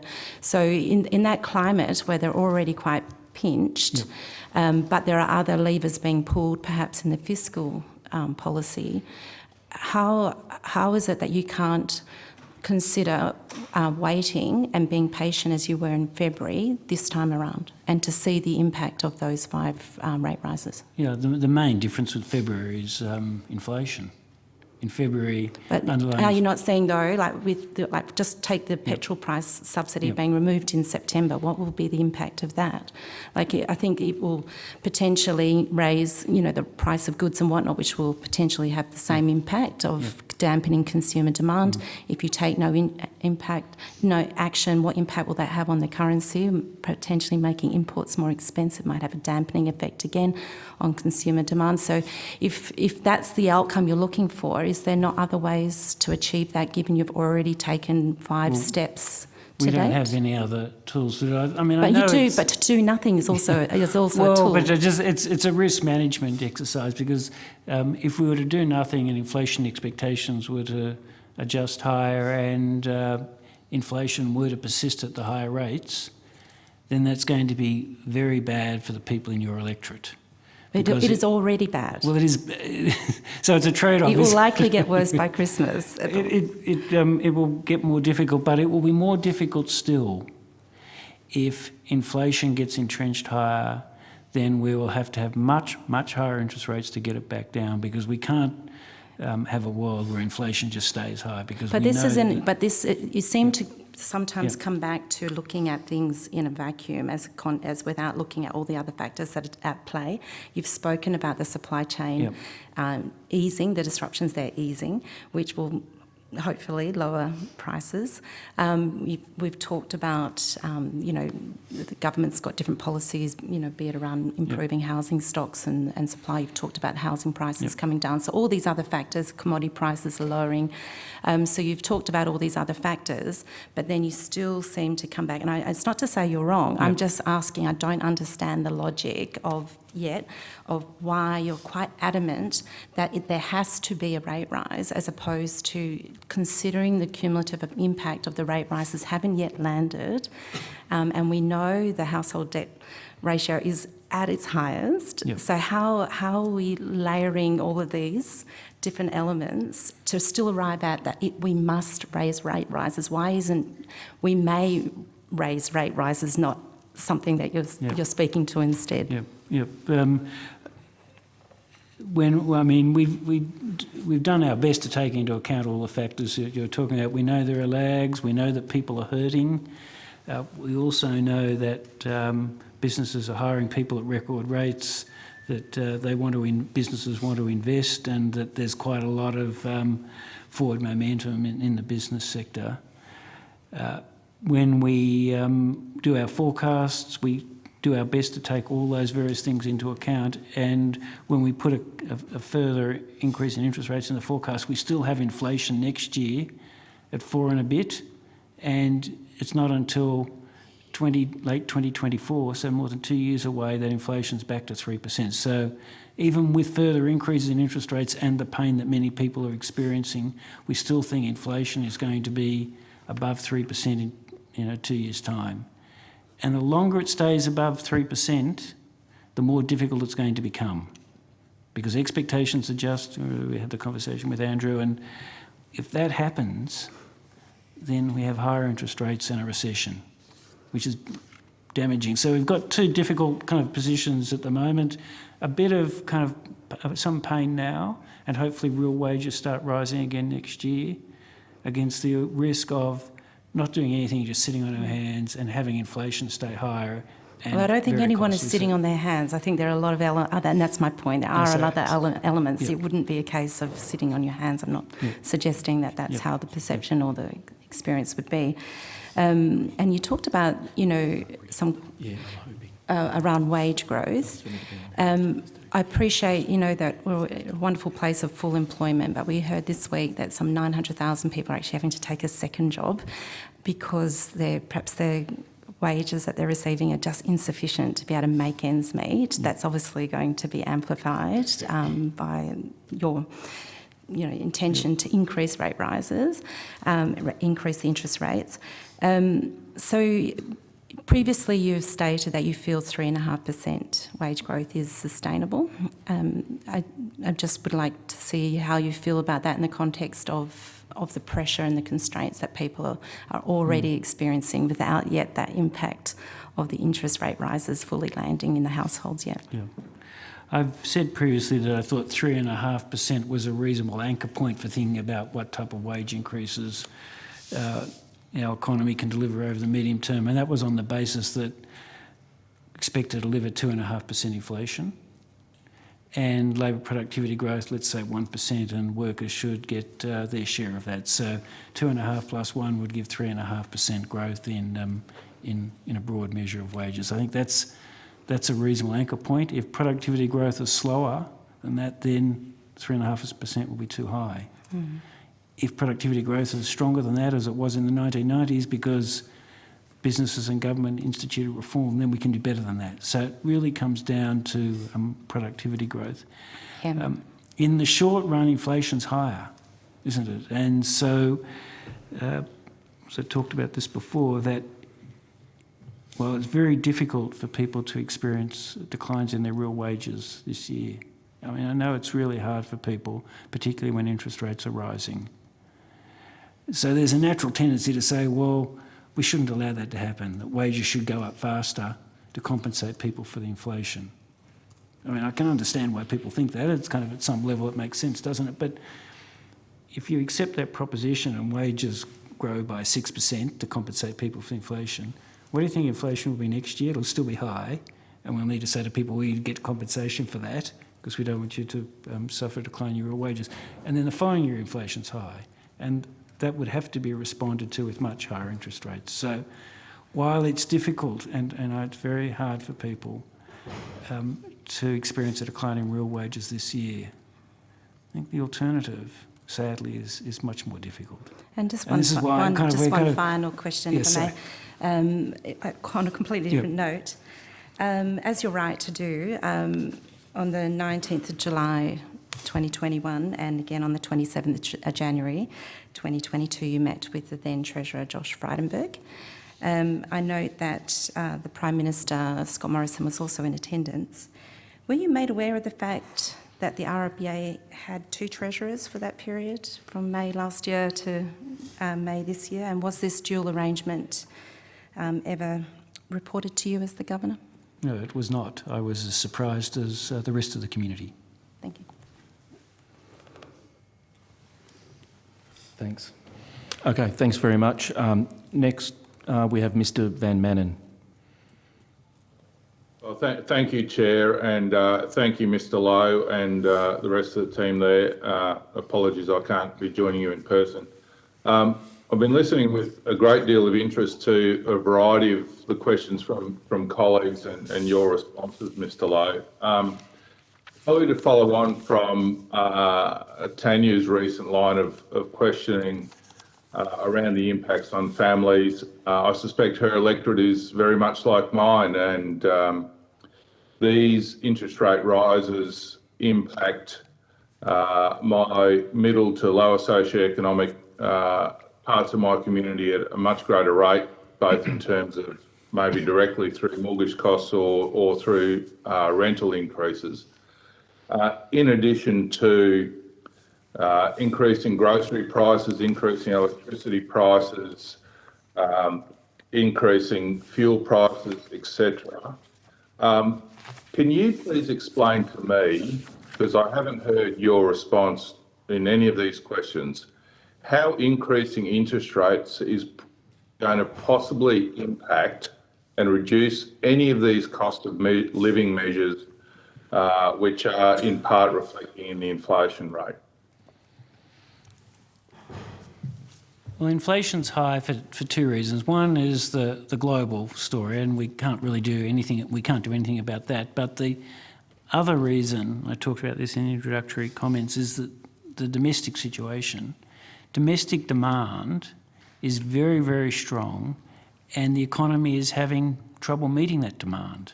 That's the reality we face. Businesses say they cannot meet the demand. They can't meet the demand they have. So the demand in the economy is very, very strong. And when demand is strong, relative to supply, prices go up. So there's costs. With the greatest respect, Mr. Lowe, I understand the causes of inflation. Yep. So that's no mystery to me and probably to most others. Right? But isn't that, though, the counterpoint to the argument to raise interest rates, because many of those factors are temporary, right? So we've had disaster-related impacts on the cost of groceries. If you want to talk about a $10 lettuce or a $12 lettuce. We've had global factors impacting fuel prices and also energy prices. I mean, most of my people here in Queensland certainly have had a 15% increase in their electricity prices from the 1st of July, which is yet to fully flow through. So increasing interest rates on top of that is not in the least bit going to change those factors. It's not going to reduce electricity prices. It's not going to reduce the impact on fuel prices. It's not going to reduce the cost of groceries. That will resolve itself as our farmers get back into full production following the floods. And then, in addition, you're adding interest rate increases on top of that. The sense in that, I don't see the sense in doubling up on those cost of living pressures for many of the people in my communities who are already struggling to make ends meet. Yeah, well, the higher interest rates slow growth in aggregate demand. That's true. I mean, and when there's slower growth in aggregate demand, there'll be less upward pressure on both wages and prices.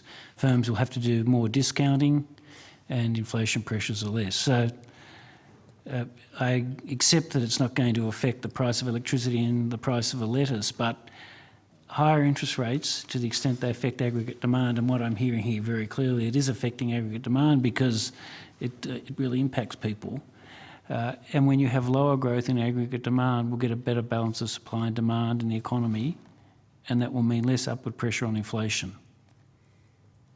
If inflation we're going to get less upward pressure on inflation as supply chains normalise, and having a discussion with some of my builders earlier this week, one of my concerns is that, and touching on some of your early comments about pricing before, many of them have faced significant price increases on their inputs to building houses. yet they're saying those price increases are moderating or flattening out, but the prices aren't coming down. And that to me is a huge concern, in that we potentially are facing a situation where our cost base in our economy is now permanently higher. It's actually not going to come back down. And one of their big inputs, they said to me, is the cost of transport. Yep, and that's partly the higher cost of fuel, but it's also been partly the very strong demands on the transport system relative to the ability of the system to provide trucks and kind of rail. So there's in many parts of the economy, the balance between demand and supply has moved to a point where it's putting upward pressure on prices, and higher interest rates will help recalibrate that, not in every sector, but in enough sectors. So the combination of the various factors you were talking about, the kind of improvements in the supply chain and maybe improvements in the agricultural sector and higher interest rates, together I think will bring inflation back down. And this is why I'm more confident than many of my peers in other central banks that Australia can navigate this narrow path to bring inflation back down without the economy slowing too much. We've got enough things going on the supply side, and wages growth has not picked up too much here. So Can I ask sorry. Yeah, no, Can I ask a follow-on question then from that? In relation to your assessment of the rate of inflation, we see often reported the headline rate of inflation, which I think in your August monetary statement was 6.1%. But the trimmed mean average, I think, was about 4.9 from memory in your August report. What is the figure that you use to make a decision on what the interest rate increases should or should not be? Is it that headline number, or is it that a different figure based on trying to filter out these external shocks, some of which might be one-off or might carry through for a little bit longer, but be shorter term in nature than a long-term structural change? Well, not surprisingly, we look at all the measures. The headline measure is important because it influences people's expectations of what inflation is going to be in the future. It's kind of the thing that gets most media coverage. But the measures of underlying inflation are critically important because they give us a sense of what the ongoing momentum is. If the price of oil is going up very quickly and the price of home building is up very quickly, but other things in the economy are not kind of rising in prices quickly, that's quite important. So the trimmed mean trims out the price movements at the 15%. At the ends of we rate all the price changes in the economy. We chop off the tails at the 15th percentile, both the upper tail and the bottom tail, and look at the inflation rate and the remaining items. The other measure we use is to look at the median. So we get the distribution of price changes and take out the middle of the distribution. So that, we're looking at all these measures because we want to understand what the ongoing inflation momentum in the economy is, and at the moment it's too high. It's considerably too high, and that's partly because demand is strong relative to supply, and higher interest rates are part of the way we get that balance back. And I know it hurts people, but it's going to hurt people more if we don't get the balance back. Thank you for that, Mr. Lowe. Can I ask another question in relation to that? What other tools do you have in your kit bag as the RBA, other than interest rates, to lower the rate of inflation? And you mentioned in response to an earlier question, might have been in your opening remarks, that you chair the Council of Financial Regulators. So what discussions would you have, say, with the likes of APRA about lending standards and access to finance as alternative tools to manage demand rather than the very blunt instrument of interest rates? Well, the Reserve Bank really just has interest rates, except for in extreme circumstances. During the pandemic, we had other monetary policy tools, but they're not useful at the moment. I don't think it would make sense to try and control growth in the economy at the moment by tightening up lending standards. You know, that would be another, at least in principle, another possibility, wouldn't it? To say, well, we need growth and demand to be slower, so we're going to make it harder for businesses to get credit. I don't think that makes sense. The use of these credit-related tools was very important in the years when borrowing was growing very, very quickly, particularly in the household sector. For some years, I had been concerned that growth in household income was maybe 5% and growth in debt was 10. For 1 year or 2 years, that's probably okay, but it's a dangerous situation given the high level of debt. For growth in debt to be double that at what it was in income, and that was the situation we were facing. And so when that was the situation and credit standards were deteriorating, we worked with APRA to make it a bit more difficult for people to get mortgages. They have to hold bigger buffers. So that was the context in which APRA was using those tools. I don't think it makes sense to use them to slow the growth in the economy. We want businesses to be able to get access to credit so they can expand and invest. And the demand for housing finance is moderating anyhow. Well, I mean, I don't have an issue with business having access to capital, but doesn't increasing interest rates make access to capital more difficult from a servicing perspective anyway? It's just a different way of dealing with the same issue. And I would argue that we have an over-reliance on housing investment and finance in this country at the expense of business in many occasions. But that's a separate discussion that we can have at another time. Given we are facing at the end of September an increase in the fuel excise back to its full rate, and I've seen some commentary around that indicates that may add 0.25% to the inflation rate of the next measure. How will the Reserve Bank take that into account when considering future interest rate increases, given that potential impact on the inflation rate? In and of itself, it has no effect on monetary policy because by the time we go into next year, looking at the forecasts, that increase will have dropped out. So we're expecting inflation next year to be what I think headline terms 4.25%, and the following year to be 3%. So the increase in the excise rate at the moment isn't going to affect the annual inflation rate next year in 2024. So we're really looking through that, and I can certainly understand why the government is committed to reinstituting the previous rate of tax, because we do face medium-term fiscal issues, and we need to address that. So, but it's not going to affect monetary policy at all. Okay. Final question around employment, and you've touched on it a couple of times today in response to other questions. Again, talking to local businesses over the past few weeks, and one of the interesting things that I keep getting feedback on is, and where I agree with you, employers are looking for staff. But one of the interesting pieces is that people aren't prepared to train staff or take on people on a work experience or other basis in a short-term capacity to see whether they're fit for the job or whether they're interested in those roles. What, if any, discussions are you having with the business community? And I remember when I started in the bank 40 years ago, the amount of training business did at that time compared to what a lot of businesses do today.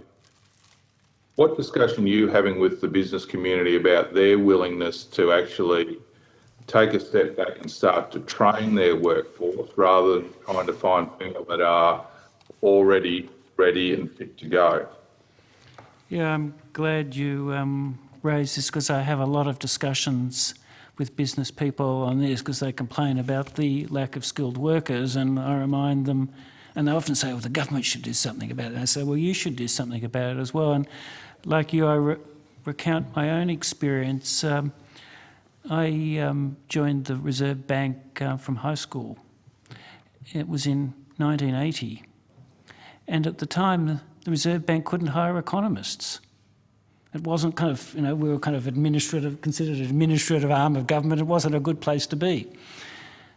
So it said to people like me who did economics at high school, come and work for us and go to university at night time, and if you do that, then we'll give you a kind of support to study and build up your skill base. So a number of my colleagues benefited from that. So the Reserve Bank invested. It was a tight labour market. We couldn't hire economists, and we invested in building people.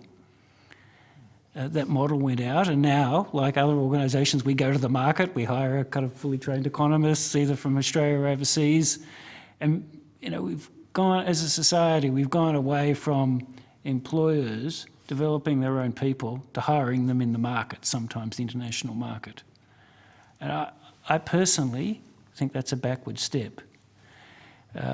We need to get, at least to some degree, back to that world, which it was when I entered the labour market, was fairly tight, that firms have to invest in their own people more. When there was, when we weren't at full employment and we could easily hire people overseas, it was very easy to go to the kind of the market to hire the people you want, but we're not in that world anymore. And I always encourage people, business people, to think about training again, like they did when the labour market was tight previously. Thank you, Mr. Lowe. Thank you, Chair. Thanks, Mr Van Manen. I'll hand over now to Mr Laxale. Thank you, Chair. Thank you, Governor, for your time today. You'd be aware of the term housing stress or rental stress. How does the RBA define housing stress? I don't know that we've got a kind of formal definition, Brad. Brad's just recently taken over the financial stability area of the bank, so perhaps an opportunity. Do you talk, and you're tracking various measures, would that be okay? And sure, yep, absolutely, yep. Yeah. So there's a couple of ways to think about this through both the rental lens and then the owner-occupier lens. There's no doubt that on the rental side, households that are having to renew their leases are facing very material increase in rents, about 12% annual increase in new advertised rents. The total stock of rents across the economy is growing at a much slower pace. It's just because it takes time for these, only a small part of the rental market is turning over at any point in time. So across the economy as a whole, rents as measured in the CPI are increasing at about a 2% rate, but those who are facing resets are seeing very material increases. And what we know about the roughly 1/3 of Australians who rent, they tend to come from lower income households. So not only are those households facing much higher rents, the share of their consumption devoted to essentials is also very high, relatively high, and we know that inflation in that essential basket is increasing at a pretty solid clip. So for low-income households, those who rent, those who are facing rent resets, there's no question that those households that there's a growing number of households that are feeling, real strain on their household budgets. For owner-occupiers, the situation is much more nuanced. So there's a quite significant cohort of household borrowers who are so far have not experienced much of an uplift, if any, in fact, in their loan repayments. In fact, we've done some analysis, and this will be forthcoming in the Financial Stability Report in a few weeks. If we take the market implied path for interest rates and also our inflation forecasts, put that all together, there's a very sizable cohort of households who are still going to have quite sizable saving, spare cash flows, if you like. So you've got about 1/3 of households who are borrowers who are actually quite well placed to accommodate an increase in cost of living and borrowing costs. There's also a cohort at the other end of that distribution who have quite high debt, and they also, and very little in the way of prepayment buffers, say less than 3 months worth of excess mortgage payments. Also have, those households tend to be the high debt, low buffer households tend to be the ones also that are disproportionately populated by low income households, and so they have less ability to trim their expenditure. And so, for instance, about 6%, to give you a number, about 6% of variable rate owner occupiers are what we would classify as being high debt, low buffer households, and they're the ones where we're expecting their ability to accumulate spare cash flow to basically evaporate over the next couple of years. They will still have some margin of adjustment. Households in aggregate have built up a lot of savings, lower income households less so. So there will be some ability to draw down on those savings, but there is certainly a tail of households in the rental market and even in the owner-occupier market that are going to find life more challenging in the next sort of 12 to 18 months. Just on that definition though, so the ABS, for example, would define someone in housing or rental stress where over 30% of the household's gross income is being used to pay. Is that sort of the ballpark figure? Is that what the RBA use? Yeah. That's generally recognised? That's the general figure Okay. we used. Yes. So when you're making a decision, you've increased rates 5 months in a row. What consideration do you give to those who are experiencing housing stress when making these decisions? But these facts that Brad's reported or just talked get discussed at the board, and we'll have another extensive discussion of that next month. So we're very cognizant of the fact that a lot of people are finding things very difficult at the moment. Rents are going up, new rents are going up quite quickly for people, and there are a large number of people who have high debt and low buffers. So we know that is very difficult for people. Mr. Jones, you mentioned mortgage holders. Again, when you're around the board table making this decision to raise rates, would you sort of calculate a 25 basis point increase and say, well, that'll take X amount out of the family budget, or is that how these decisions are made? You'd weigh up 50 basis points, 0, 25, 75, is that how you'd get a figure? We certainly look at what happens to interest payments relative to income when we increase interest rates by certain amounts, and that's quite an important consideration. How big a buffers do people have and how many people are going to be impacted by the higher interest rates? So we talk a lot about that. Okay. And I know, I've said this before, it's very difficult for people, but it will be even, this is the point, it'll even be more difficult if inflation stays high. If you've got a mortgage, you don't like higher interest rates, so you understand that, and it hurts. But having inflation high for a long period of time will mean higher interest rates and fewer jobs, and that will hurt a lot more.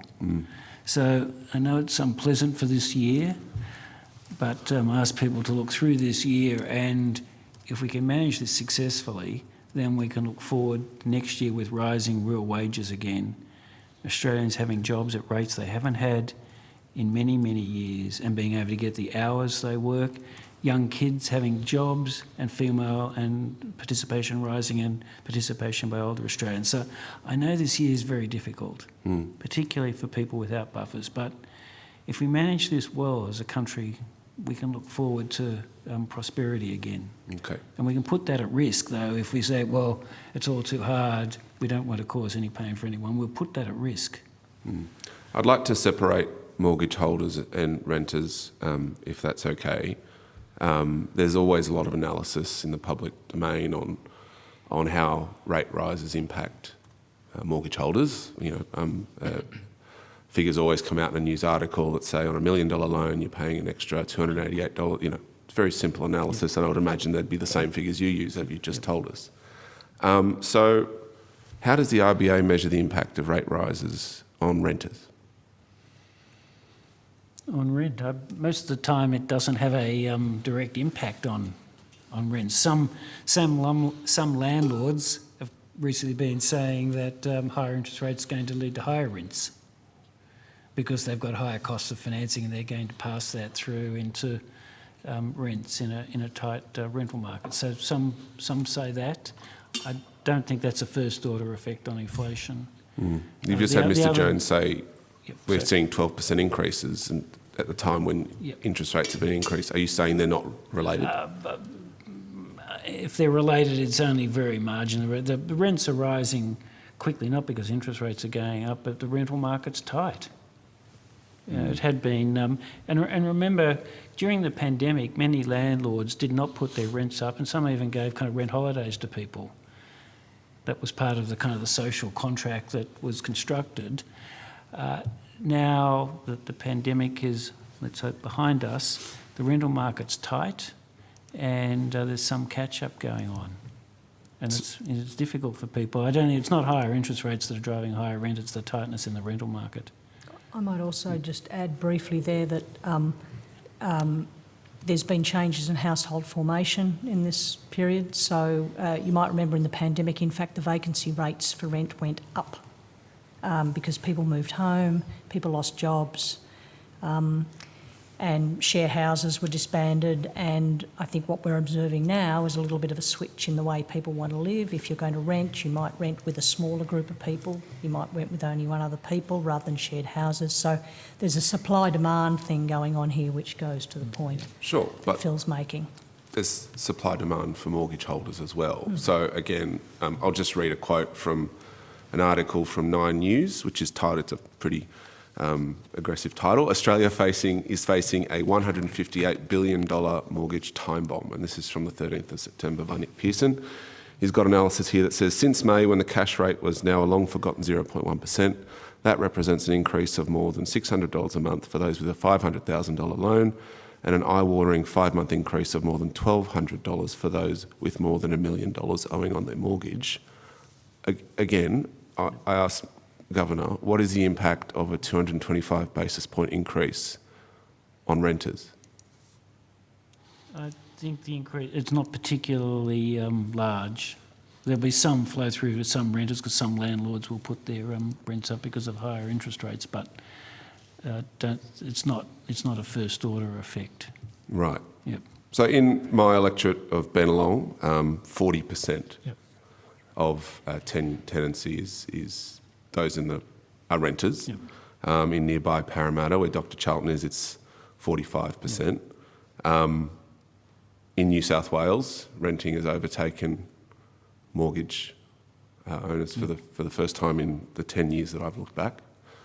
So you're saying that these interest rate rises have had little impact on 40% of those in my electorate, on their ability, on their rent prices? For some people, obviously, it's had an impact, but it's not. The fact that people are paying higher rents at the moment isn't because of higher interest rates, it's because of these structural factors. People want more floor space when they're working from home, so the demand for floor space has increased, and that puts pressure in the market. I think that's the primary thing that's going on here. And the addition to supply of new apartments the last year or two has been fairly small, and the demand for apartments, floor space is rising again because people work from home. So that's the thing that's going on. If we want to address high rental costs, the solution isn't interest rates, it's more supply. Kind of part we were talking about as well. It's more supply, changing planning arrangements, and probably even on tax as well. So I know interest rates get blamed for lots of things, but I don't think we should be blamed for higher rents for most people. If I could just to give some substance to that point, we have looked very closely, empirically, at the first order drivers of rents, and the two variables that jump out there are incomes and the vacancy rate. So while household incomes are growing strongly, as they have been, and the vacancy rate is low, nationally below 1%, about as low as we've seen in some parts of regional Australia, even lower. While you've got rising incomes and a vacancy rate below 1%, the inevitable outcome is going to be new advertised rents increasing at a very solid rate, and that's what we've been observing.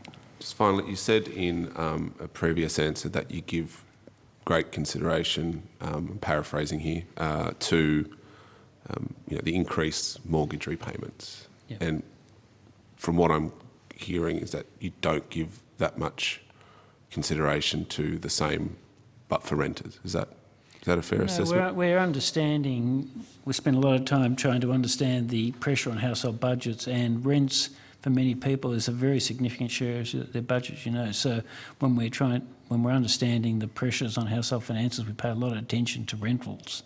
And that's why Brad had these figures on. Okay, well, you've got a dollar figure for a mortgage increase. Where's the analysis for rents? I don't understand why. We'll come back to the same point. I don't think there is much of a link between when we increase rates by 50 basis points and what people pay in rents tomorrow. Many rental contracts are for 1 year, and so the flow through is slow, and many landlords don't put up their rentals just because interest rates are going up. Okay. So I'm not denying that it's kind of interest rates are an influence on rents, but I just don't think they're a first order influence for most rentals. Okay, one final question. It was reported yesterday in the Sydney Morning Herald of the current non-executive board members appointed by the former Treasurer, Josh Frydenberg, or his predecessor, Scott Morrison, that only, and I quote, only one is a trained economist. Mr. Lowe, in your personal and professional view, do you believe that's appropriate? Well, I would question the facts as reported there. Okay. I'm a trained economist. Michelle. No, out of the non-executive board members. Stephen Kennedy, the Treasury Secretary, is a trained economist. Professor Ian Harper, obviously a trained economist. So we've got already 4. Carolyn Hewson. She's very extensive experience in banking, finance, economics, and Mark Barnaba has training in economics as well. So I push back on the fact that the board doesn't have economic training. It doesn't have many professors of economics, if that's the point. But you don't need to be a professor of economics to understand economics and monetary policy. It helps, but you don't need those qualifications. Thank you, Governor. Thank you, Mr. Chair. Thank you very much. Thanks. I'll hand over to Mr. Wallahan. Thank you. Thank you, Governor. After the Jobs Summit, the government flagged an increase in migration to 195,000 per annum. Just have a 4-part question. Have you modelled that? What is the impact on employment or unemployment?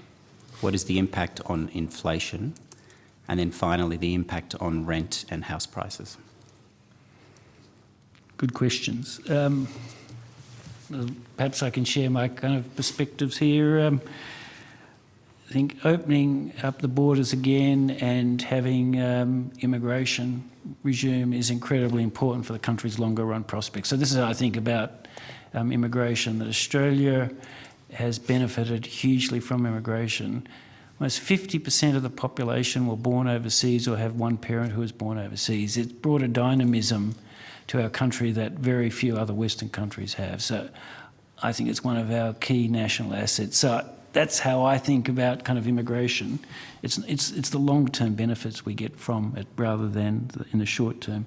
But in the short term, from my perspective, the focus needs to be on getting people with skills that are in short supply.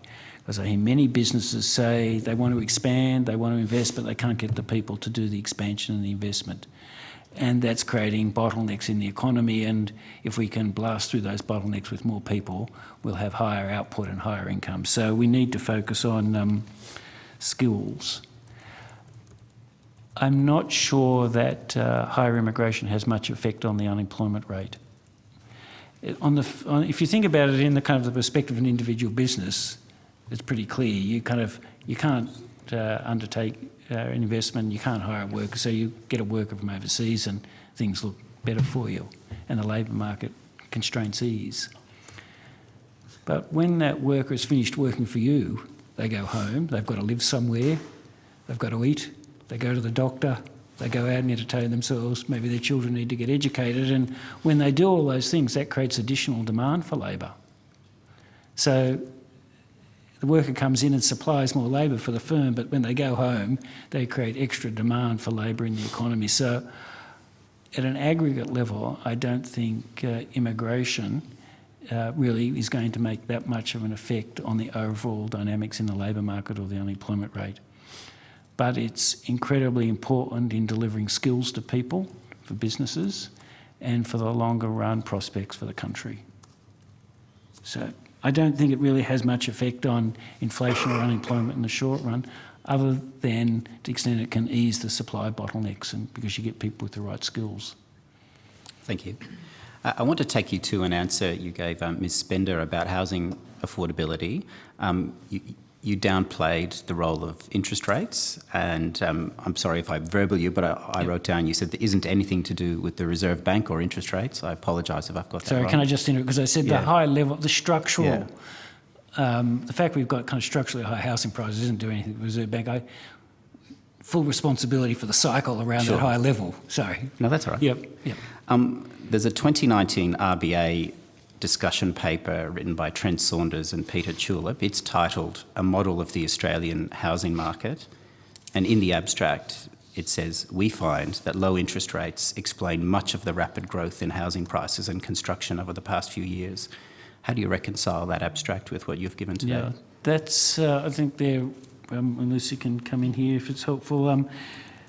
They're talking about the decline in real interest rates. Sure.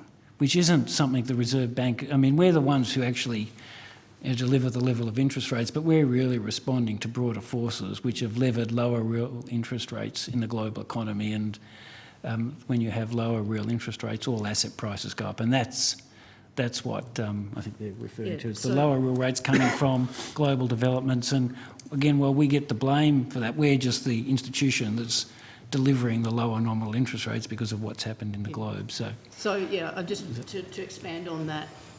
So the past few years, so there's the cyclical piece. So that's the bit we're claiming responsibility for. And that's actually what they're talking about there is, explained, there was a cyclical increase in prices in that sort of more recent period. But Phil's also right that there is, there are two things going on in the long term as well.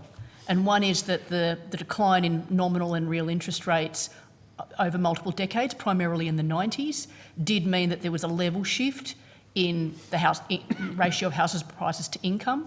That doesn't actually change affordability. And this is long-standing economics back to Modigliani, and we've written about this many, many times. But essentially, because inflation is lower and because the equilibrium real interest rate is lower for global reasons, that means you can service a bigger mortgage on the same repayment. So in that sense, housing affordability hasn't changed, but it maps into a higher price. So that was a one-off level shift. That was mostly completed by about 04, 05. And, it's what we've seen since then, it's been mostly cycling around, a new higher level in relation to income. And even more so that once you adjust for offset accounts, actually the household debt to income ratio has been pretty constant since about 2005. So in that sense, there was a level shift, which is explained by interest rates because nominal interest rates and real interest rates both came down, disinflation and deregulation, all of the downward forces on the neutral real interest rate play into that. And then the other component is, yes, the cyclical movement of interest rates does have a large bearing on the cyclical movement of housing prices around their longer term trend. Governor, you've been quite frank today on the need for structural reform, so thank you for that, particularly in terms of productivity. I'm interested in your views on the rates of home ownership, particularly for Australia's largest generation, often called millennials, those born between 1981 and 1996. How do you see us increasing the percentage of millennials owning homes? How do I see us doing it? I see it's going to be pretty challenging. I think for that to happen, it requires, I think, a lower level of housing prices relative to people's income. For housing prices to grow more slowly than income for a while, to make it more feasible for young people to buy housing. And that comes back to the structural policies that I talked about before. It's urban design, the type of dwellings that we build, perhaps the tax arrangements, the transport system, because one reason we have a high value of land embedded in dwellings is because we've underinvested in transport. And transport can increase the supply of well-located land. That's what it does. And if you increase the supply of well-located land, the value of land embedded in any particular dwelling will be lower. So in previous committees, I've talked about the best housing policy is a transport policy. It's tax, transport, and urban design. And I think if we're really serious about lowering the cost of housing relative to income, they're the things we've got to tackle. Interest rates, we raised them for a while and housing prices come down, so it's a bit more affordable, but it's not a sustainable solution, is it? Because it's just cycling around this higher level. And the other dynamic that's playing out, as you know, is the bank of mum and dad, where effectively houses get passed from generation to generation, which is fine if you can access the bank of mum and dad and your parents kind of pass the house or income through to you. But there are many Australians who aren't in a position to do that. So not as the central bank governor, but as an Australian, I worry a lot about that we're reinforcing, making worse the existing distribution of wealth in society through the housing market. And so the inability to address zoning, taxation and transport has really, I think, negative effects, longer-term effects on the society. But that's not my day job, but thank you for giving me the opportunity to share that. Thank you. I think that's becoming our day job. So, further to Mr Van Manen's question on APRA and inflation, I just had a slightly different take on APRA. It's a narrower question. APRA required retail banks to include buffers for new mortgages to ensure that unsustainable loans weren't issued during the COVID-era interest rates. Those buffers are now appearing to be modest. Do you think they were sufficient, and do you think further upward revision for new loans is required? Do you mind if I ask Michelle to answer that question, because that was kind of her area of the bank up until recently? Yeah, sure. So you're talking about the mortgage serviceability buffer that was, so the way APRA, like the banks, or require the banks to operate, is to have a floor serviceability rate, if you like. So when interest rates were really low, banks were effectively required to say, could they still pay it back at a much higher interest rate? The buffer was 2.5, then they raised it to 3, APRA raised it to 3. 3 is around about what other countries have in terms of these sorts of serviceability buffers. And what we're observing now, of course, as interest rates rise, is that the serviceability buffer is on top of a higher interest rate. So I don't think there's a suggestion that we need an even higher buffer. I think the buffer is or the serviceability buffer is providing what's required. And it's worked in the past in the sense that, as we discussed earlier, many households, even though interest rates have gone up, not all households, but many households have found they do have space because the space was built in the first place. So. Thank you. Just want to go to the role of fiscal and monetary policy. What would be the result, and it's to you, Governor, what would be the result of tightening monetary policy, as we're doing, but increasing fiscal expenditure? How do you think that would play out in terms of inflation? Well, it would all depend upon the degree, wouldn't it? I mean, we're tightening monetary policy, but if there was a very significant fiscal expansion now, that would put more pressure on aggregate demand, and the conversation we were having before was stronger aggregate demands putting upward pressure on prices. So that would mean higher interest rates. But it really talks about the degree. Sure. How much extra fiscal stimulus might or might not be given. But, will they be pulling and pushing against each other? Hypothetically they could, couldn't they? But I don't want to speculate what's in the budget, but there's a state of the world where fiscal developments are unhelpful for us, but I'm not predicting that state of the world, but conceptually it's possible, isn't it? Let's hope we don't find ourselves in that state of the world. That isn't to say that there can't be some measures to alleviate the cost of living pressures that households are feeling within the budget envelope, but we're tightening interest rates, so it'd be unhelpful to have fiscal expansion. Thank you. And just one final question, Chair, if that's all right. We've seen globalisation get wound back for a variety of reasons, and globalisation has and integration has been a deflationary force for some time. How do you see that playing out long term in terms of inflation? Well, long-term inflation is determined by central banks. Our job will be easier or harder depending upon what's going on in the global economy. In the last 20 years, globalisation, increased global supply from China, made our jobs a bit easier. So if that trend reverses and productivity growth is low, our job's going to be harder.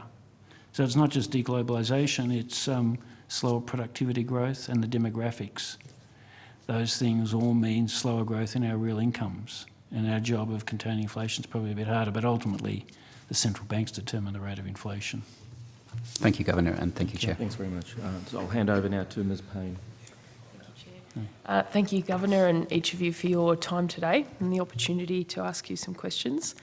I wanted to go to distributional impacts of the rate rises. And Governor, you indicated in a speech on the 8th of September that there's an uneven effect across the economy and that the Reserve Bank spends a lot of time looking at disaggregated data to understand that. So I was wondering if you could elaborate on that uneven impact on households and explain which data and how you analyse that. I might ask Brad in a minute to kind of touch on some of that, but just before I do, can I make a more general point about income distribution? The best thing for people is to have a job. So I know there's a lot of focus at the moment on the effect of higher interest rates on people, and I understand why that is, but a higher share of Australians have a job today than ever before.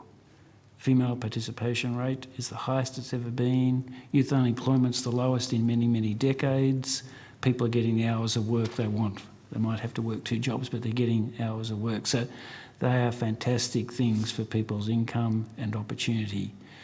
And those things are the result of the monetary and fiscal response during the pandemic. So I know we're looking at the other side of this as interest rates increase, but we shouldn't forget that from an income distribution and from the perspective of welfare society, we're in a much, much better place than we've been for a long time. Sorry, that was I think it's kind of just important contextual information. I understand that everyone's very concerned about higher interest rates now, but we should be welcoming and celebrating full employment. And I don't hear enough, not you, but I don't hear enough in our society celebrating, welcoming full employment. Sorry, Brad, the data we're using. Yeah, I mean, there's a whole range of metrics. In fact, Lucy's team has also, a bit earlier this year, did a deep dive into income and wealth inequality in Australia. So I'm not sure if Lucy wanted to speak to that in a moment. Maybe if I can just give a few quick remarks around what's changed over the course of the pandemic in terms of the distribution of, in particular, of savings. So, as the Governor mentioned a little earlier, in aggregate, the country's accumulated actually a little north of $250 billion, but that accumulation of excess savings has not fallen evenly. The numbers that we monitor suggest that about 80% of that extra $270 billion has gone to the top 40% of households by income. That experience is not unusual by international standards when we look at the experience in the US, the UK, other things. Most of the run-up in excess savings during the pandemic went to higher income households, in large part because their consumption of discretionary goods, ability to travel and these sort of things was severely curtailed. So big aggregate increase in liquid savings, but most of it's gone to higher income households is the first point. On the wealth side, I just point out the aggregate increase in household net wealth in the country since the pandemic has been about $3 trillion. It actually dwarfs the run-up in liquid savings that we've seen. And again, obviously, a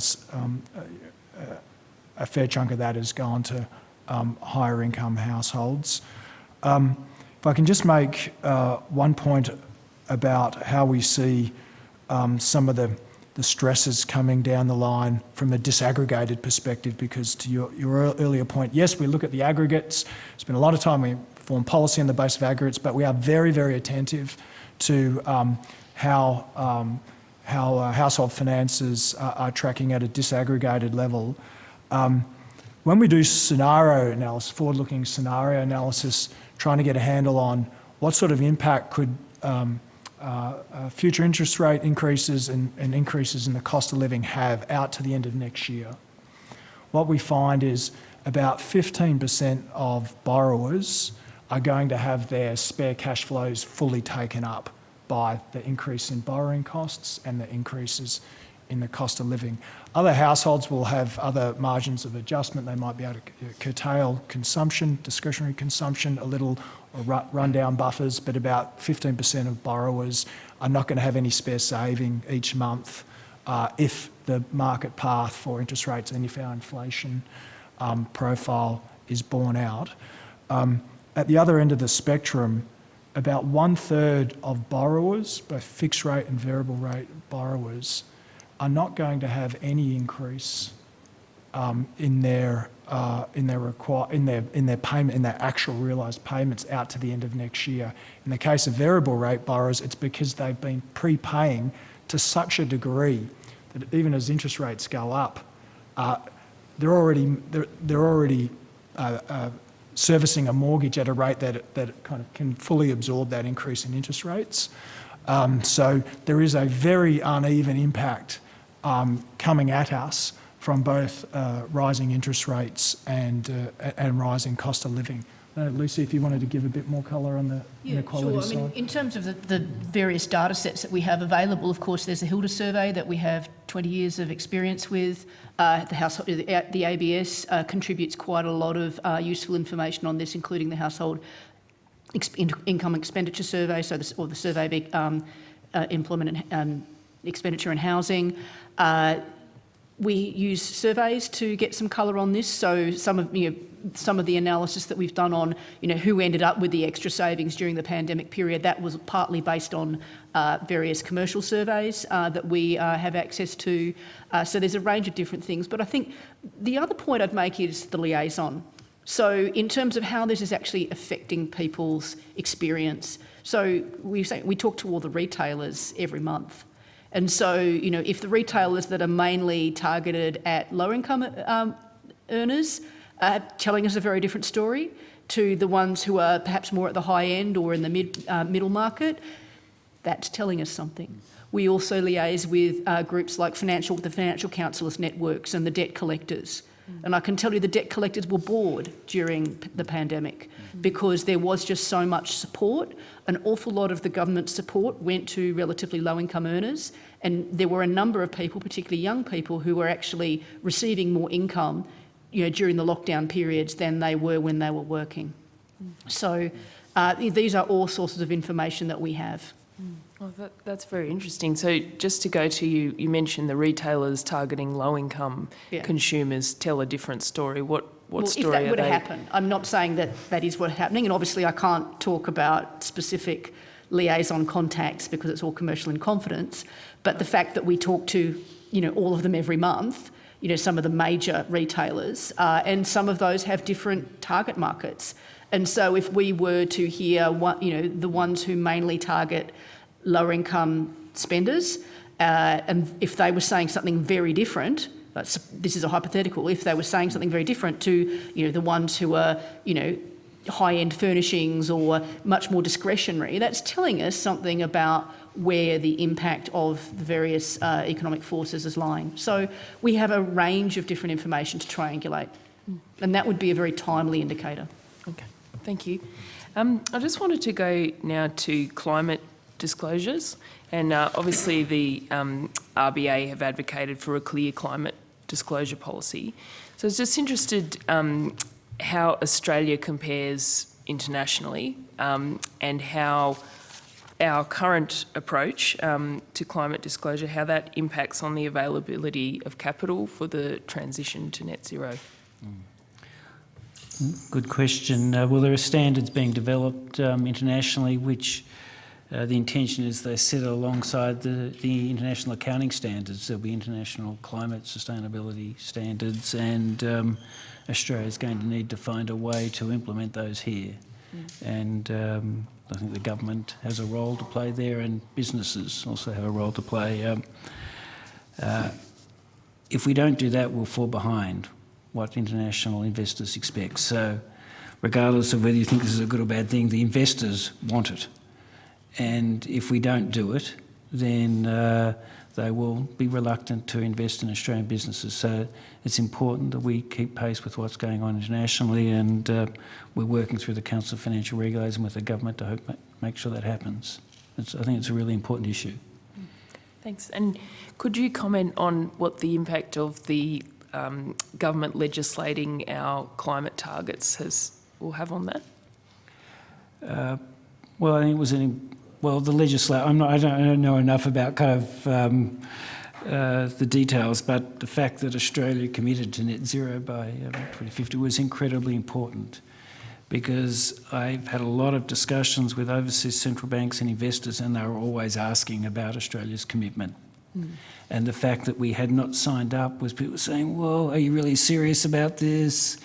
We want this. Do we want to invest in Australia? So it was a question mark that was always being raised, and that question mark isn't being raised in discussions we're having with investors at the moment. I'm not sure whether the legislating it was kind of critical there, but the fact that we committed to it was important. And I think Australia has great potential here with clean energy. And we're now in a better position to sell that story and to execute it when we're kind of seen to be on the same path that everyone else was. When we're on a different path, people were kind of, well, are they really serious? And it was damaging us. Thank you very much. I'll leave it there, Chair. Oh, thanks very much. Now, we have a couple of minutes, and I think the Deputy Chair has one last quick question. Yeah, thank you very much. And highly summarised, if we accept from the conversation today, the RBA's view, highly summarised. You're not the big bad wolf. This isn't the result of some tumultuous bugger up, the series of rate rises we've seen. Highly summarised, I accept. Yep. What does good decision making look like in the future? What are we looking for to give us that confidence that you discussed in your earlier statement? What does that look like? What does good a good decision making? Yeah, well, I can tell you what a good outcome looks like. That inflation gradually comes down and the unemployment rate sits kind of not much different from 4%, and that real wages start rising again. And We've seen signals before that, though.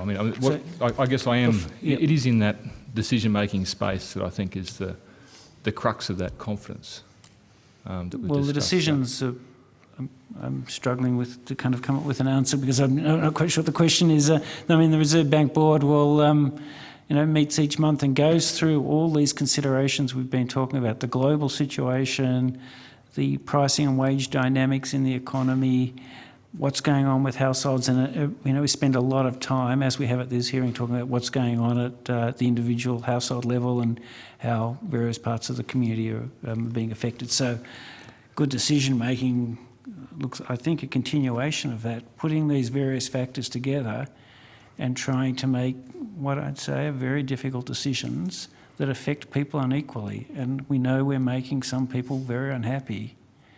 And we've got to keep in mind the kind of the prize here at the end, and the prize is low and stable inflation, full employment, and rising real wages. And I think that prize is in grasp. But, before we get it, there's some pain, and it's difficult. So good decision making, I think, kind of puts all that together, and we deliberate and explain every single month. Thank you, Chair. Well, thank you all for appearing here today. The committee secretariat will be in touch with you in relation to any matters arising out of today's hearing. You'll be sent a copy of the transcript of your evidence, and will have an opportunity to request corrections to any transcription errors. I'd like to thank all of the witnesses and members for their time today, and I declare this hearing closed. Thank you. Thank you very much. Thank you for your time. Thank you.